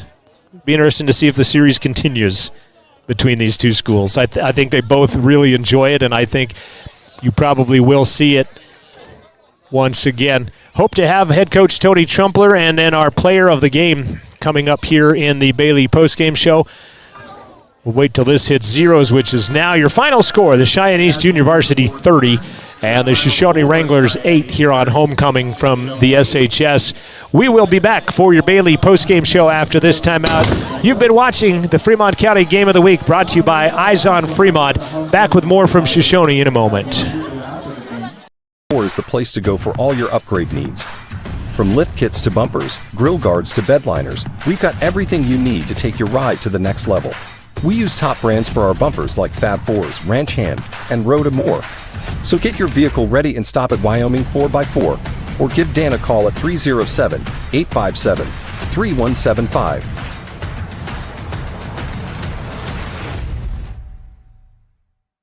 Wyoming Catholic College is a unique institution that offers an immersion into Western tradition, the beauty and challenges of the wilderness, and the treasures of the Catholic spiritual heritage.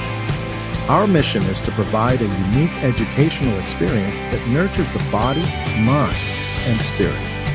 We are proud of our alumni success stories and the learning opportunities we offer through our academic outreach program. Come and explore our campus in Lander, Wyoming. Make your home improvement projects a breeze with Sutherland's, your home improvement experts. Always the right products at the right price. For every project, every day. You can shop and pay online at Sutherlands.com, and we'll get it ready for easy in-store pickup. With the tools and the know-how, you can count on Sutherlands for any job. With over 30,000 items in stock, make your first stop at Sutherland's Home Improvement in Casper and Riverton. County 10 is your Fremont County news leader. We're everywhere. On the web, mobile, social, and on your radio dial, with all the news you need to feel connected. From sports to board meetings and community features, we work hard to bring you all the latest updates you care about. Visit us today at county10.com. County 10, community connected.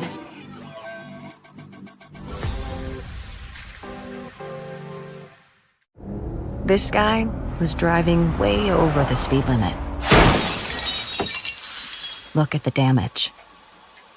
This guy was going a lot over the speed limit. Look at the damage. This guy was going a little over the speed limit. Look at the damage. Redden, Kane & Associates. CPAs is your go-to source for tax, financial, and business solutions. Our experienced professionals are trusted and know the numbers. We're dedicated to providing personalized attention to each of our clients. Whether you're an individual or a business, we're here to help with all your accounting needs. Let us do the math for you. Stop in or visit rivertoncpa.com to learn more. Elevate Rehab's founding principle on you is evident from your first visit to the last. Our practice model ensures treatment as you deserve, a private one-on-one session with a licensed therapist the entire visit, every visit. All therapists hold advanced credentialing, including 2 certified hand therapists, an orthopedic clinical specialist, an MDT therapist, as well as pelvic floor and pregnancy rehab offerings. With over 100 years of combined experience between our 7 clinicians, Elevate is your ticket to health. Find us in Lander, DuBois, and visit our website or Facebook page. Choose Elevate Rehab to elevate your outcomes. If you're looking for the best home cooking in Lander, look no further than Ma'am Ma's Kitchen. Our mouth-watering menu will have you coming back for more. From our famous Ma'am Ma's breakfast to our burgers, we've got something for everyone.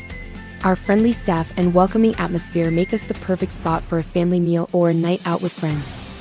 Don't take our word for it. Check out our rave reviews. Call us today or visit our Facebook page to learn more.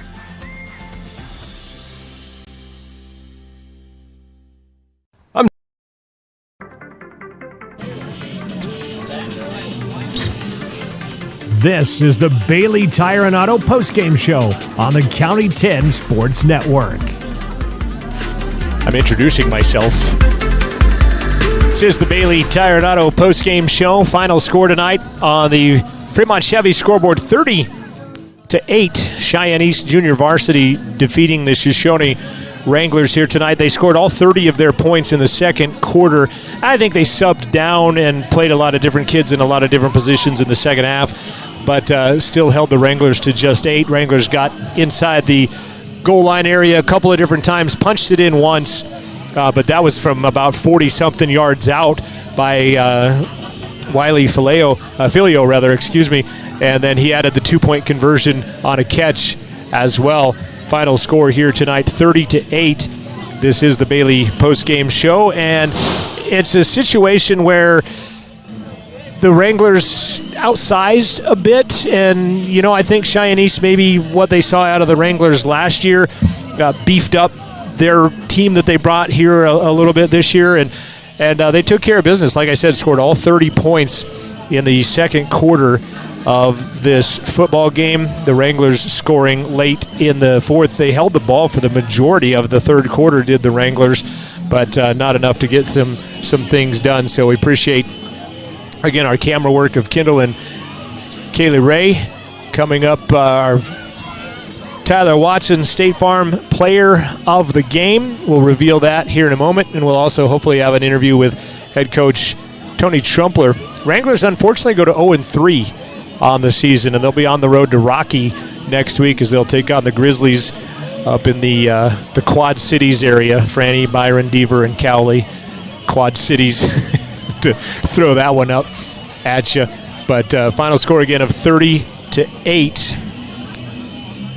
We're going to throw the headset on, and we'll just say it right now, and we're going to let you put those on for us real quick and put that down there. And Wiley, John Gabrielsen, congratulations. I've called you our Tyler Watson State Farm Insurance Player of the Game. You're limping up here. Are you all right? Yeah, I just got nailed by one of my own teammates, and it popped my hip out, but we're here to play. Does that happen often? No, not often. Usually it's shoulder issues, but I'm a big baby. I'm going to have you stand over here with me right here because we'd like to put your hands and face on screen there. So do you need a chair? Would you like to sit, or is that just going to stiffen it up right now? I'll be all right. Tell me about the play you scored on. It looked like a broken play, and then all of a sudden, there you go. Kind of a broken play. You just got to make do with what you have. You just got to get after it, and sometimes you just got to put your head down and run. Did you were part of this last year in Cheyenne? Yeah, I definitely was a part of this. I was running with Peyton Trumpler and all the big dogs. And a little bit different this year. Obviously, a much different team from them because they all kind of move up and do their own thing like that. But a physical game, scoreless in the first quarter. Then all of a sudden they erupted for 30 in the second. You guys came out, looked like you moved the football early, just couldn't get anything to score. Yeah, we just weren't coming out. And first quarter we were flying around, really getting stuff done, and then it just kind of came out flat and we couldn't really find ourselves. Went in at half, got good talking to by Tony, and then kind of woke up and decided to play some football. It puts you at 0-3, unfortunately, but no need to pull the ripcord yet. I mean, got to go to Rocky. Got 9 days to heal up the hip, hopefully. But you guys aren't down yet. I mean, there's no reason to panic. Yeah, no, I completely agree. I mean, there's no reason to panic. We have a capable team to be able to go do something. We just have to pick the pieces up and be able to put things together and make things work, you know? If I hadn't have selected you as our Tyler Watson player of the game, who is somebody, your teammate maybe, that you would put that on, that they would give that honor to? Definitely Carson Kissling. That boy has broken pinky. He has cuts all over his hand, and that dude is just a straight warrior. I mean, we give him the ball almost every few plays, and he just is an absolute powerhouse just driving through there and just bringing positivity and bringing some intensity to the practice and on the game field. I appreciate you coming up. You get healthy. Always. For one, enjoy homecoming weekend. Thank you, sir. All right, thank you so much. We'll talk to you again soon. Thank you. You bet. And Filio, did I say that right? Okay, just making sure that I probably said it 7 different ways to Sunday on the broadcast, but I appreciate you. Appreciate you coming up as well. Do we have his run? Did you have that, or are you going to go to break? What do you break? Okay, break. Wiley, thanks for coming up again. Thank you, sir. And we're going to talk with the coach after this final. This has been the Fremont County Game of the Week. We'll be back with more on the post-game show in a moment. Financial investments are very important, but so are the investments of time, patience, and encouragement of our young athletes from their coaches, teachers, and mentors. That's why Edward Jones is a proud sponsor of the Lander Tigers on KOVE. Call John Shade or stop by my office at 824 West Main Street for all your investment needs. Edward Jones, making sense of investing. Member SIPC. RE/MAX All-Star Realtors are proud to sponsor sports across Fremont County for the 22-23 season. RE/MAX All-Star Realtors was founded in 1991 with the goal of doing real estate in a way that would make our clients' lives as easy and uninterrupted as possible. They've completed many transactions involving residential, commercial, vacant lots, farm and ranch, and investment properties, and can help you with any goal you might have regarding any of these today. RE/MAX All-Star Realtors, 938 West Main Street, Riverton. See them online at remaxriverton.com.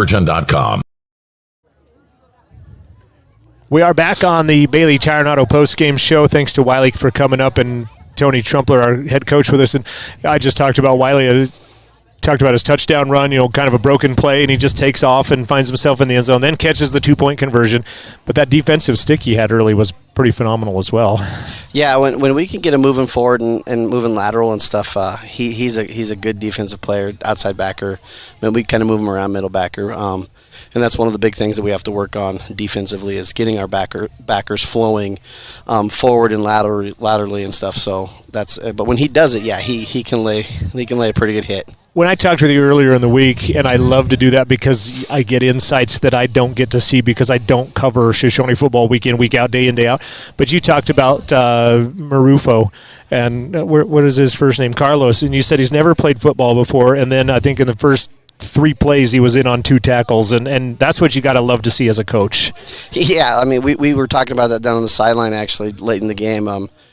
He got a block in the back, and I mean, he just leveled two Cheyenne East guys, and I mean, it was a block in the back, but he's hustling, and he's never played before. He's a sophomore. This is his first year playing football and everything, and just watching him fly around and learn. I mean, he's just guessing right now. Yeah. I mean, he's very new to football, so watching him fly around and make hits, and like I said, he's 130 pounds maybe, but he likes to hit, and he listens, and he wants to learn. I mean, he's in my room every day, so what can I do? Look at this play, and awesome. So that's pretty cool to see. And that's kind of like a microcosm, a much different Shoshoni team playing, I think, a much different Cheyenne East team than what you guys possibly saw.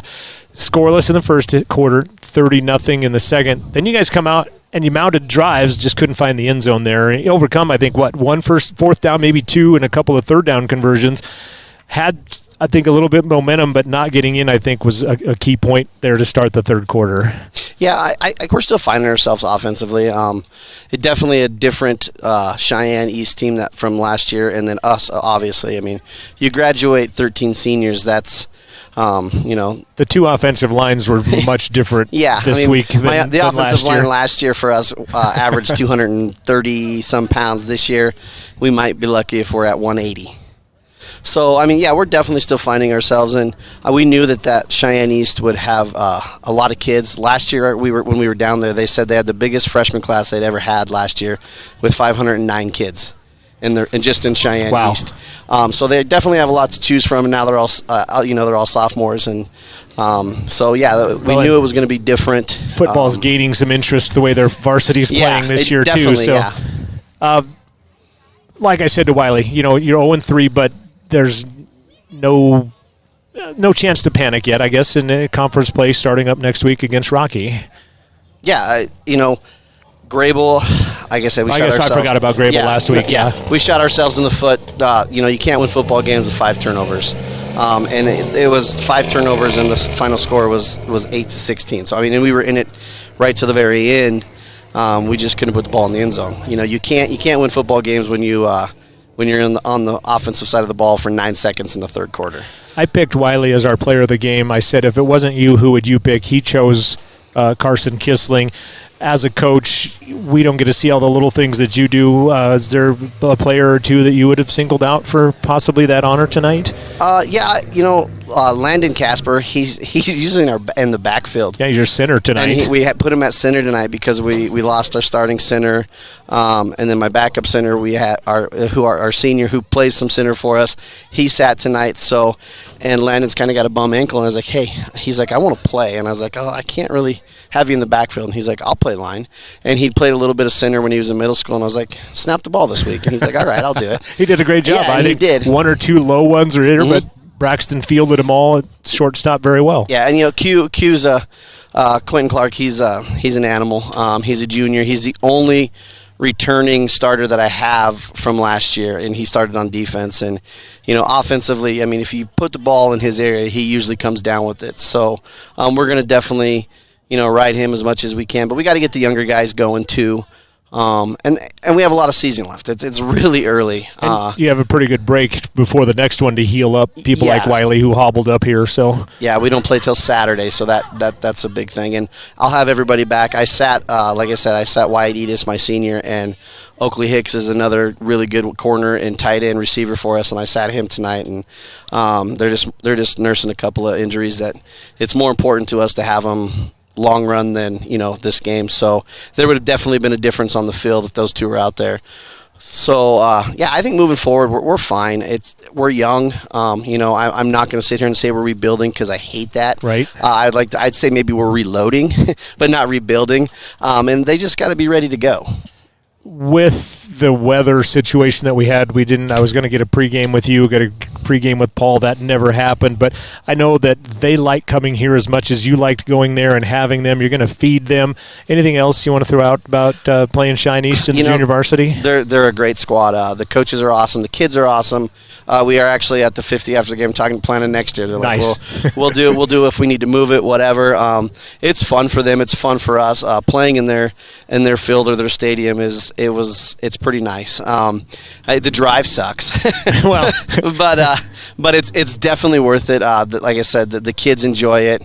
It'll be back and forth. They're always going to have big numbers, and we're used to that when the bigger schools come and play us. And it's awesome that they do, because it's hard sometimes when games get canceled and stuff games get canceled for us to find games. So keeping this relationship with Cheyenne East is very important to us, because I could see us doing this every year until the schools tell us we can't. Right. So. I mentioned that evens the series at 1-1, and will the series continue? But you've answered that question. Tony, thank you so much for coming up and having us out here. All in right, hospitality to both us and Cheyenne East Junior Varsity. I appreciate you coming up. Yeah, and I'm sure there'll be some more. So if you guys need a snack for the way home, go ahead and pick some up. I think Joel's already hit it. He might be going there a second time, as a matter of fact. Tony, thank you so much for coming up. Thank you guys for coming. We're going to wrap this up after this timeout. This has been our game of the week, brought to you by Eyes on Fremont. Final break, and then we'll wrap it up from Shoshoni High School right after this. Central Bank and Trust is a local bank that is focused on technology and convenience. We have a simpler online mortgage application process. You can use your computer or mobile device to upload required documents and sign them online. We have a variety of personal and business banking services. Stop in or visit centralbanktrust.com. We live here. We work here.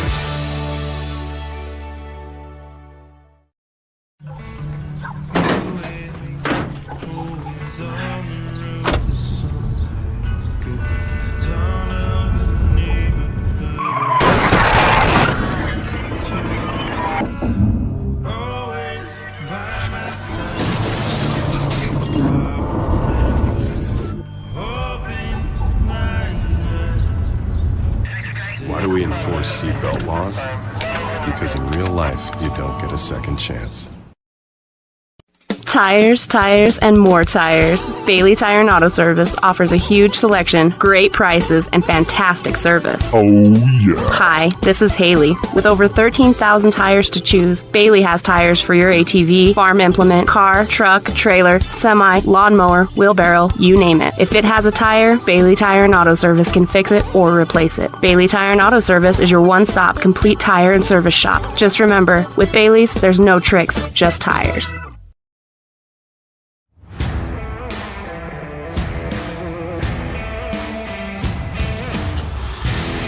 We continue our Bailey Tire and Auto postgame show on the County 10 Sports Network. So I said I'm introducing myself once again.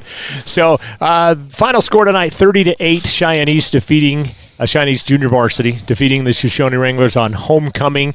They're feeding the team right now. Cheyenne East kids will be going. Appreciate you tuning in, and Kindle and Kaylee Ray, great job, ladies. Thank you so much for joining us tonight. And Wyatt, a great job on his technical directing as well. And I guess, Joel, your final thoughts on our first broadcast together from first time since we've done it since Laramie in the state championships. The game or the player of the game was sponsored by Tyler Watson. This team reminded me of the Tyler Watson Riverton team a year ago, and then they graduated almost everybody but one starter. Right.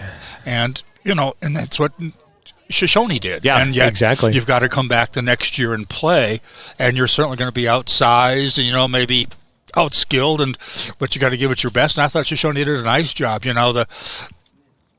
Say without the second quarter they would have won, but I don't know about that because right. I think the wear down of East. I think East being good sports about it as well, and I think Shoshoni never fighting to the end. I think, but it reminded me of that a little bit. Took their foot off the throttle a little bit in the second half.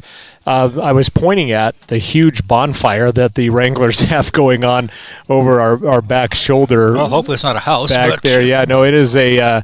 It is a big old bonfire out there. As you can see, their Shoshoni Wrangler bonfire going on in their homecoming festivities. Talked about it. Why is it such an early homecoming? It's the only time they're all home at the same time. So you do that when they're all at home. Remember the 1 year, John, where I think we hit homecoming after homecoming? We had it was the homecoming tour. The 30-minute halftimes the entire season, it felt like. Yeah, that is a ginormous bonfire in the background as you look at the Owl Creeks and the canyon of the Wind River Canyon on the way to Thermopolis behind us. This has been your Bailey Tire and Auto postgame show. A big thank you to all of our sponsors that are making this thing go for us here. And again, like I said, Kindle and Kaylee Ray for our cameras today. Porters and their pregame tailgate show. Buckle Up for Life, Wyoming halftime show. Bailey Tire and Auto postgame show. Perfect Power, our stream sponsor. Tyler Watson, our player of the game. And Eyes on Fremont, our sponsor of the Fremont County Game of the Week. Joel, I appreciate you coming on with me. Wyatt, great job as always. Thank you so much. The boys will be on the road tomorrow. Wyatt, safe travels to Evanston tomorrow as they'll go to the Lander Tigers go to Evanston, 6 o'clock kickoff there. And Scott and Jared will cover a couple of passes as they'll go to Star Valley to take on the Star Valley Braves and Wolverine football there as well. That will wrap us up from Shoshoni High School. Your final score tonight, Cheyenne East defeating the Junior Varsity, defeating Shoshoni 30-8 is your final score. For the gals, for Wyatt, for Joel Kindle, I'm John Gabrielsen. This has been a presentation of the County 10 Sports Network.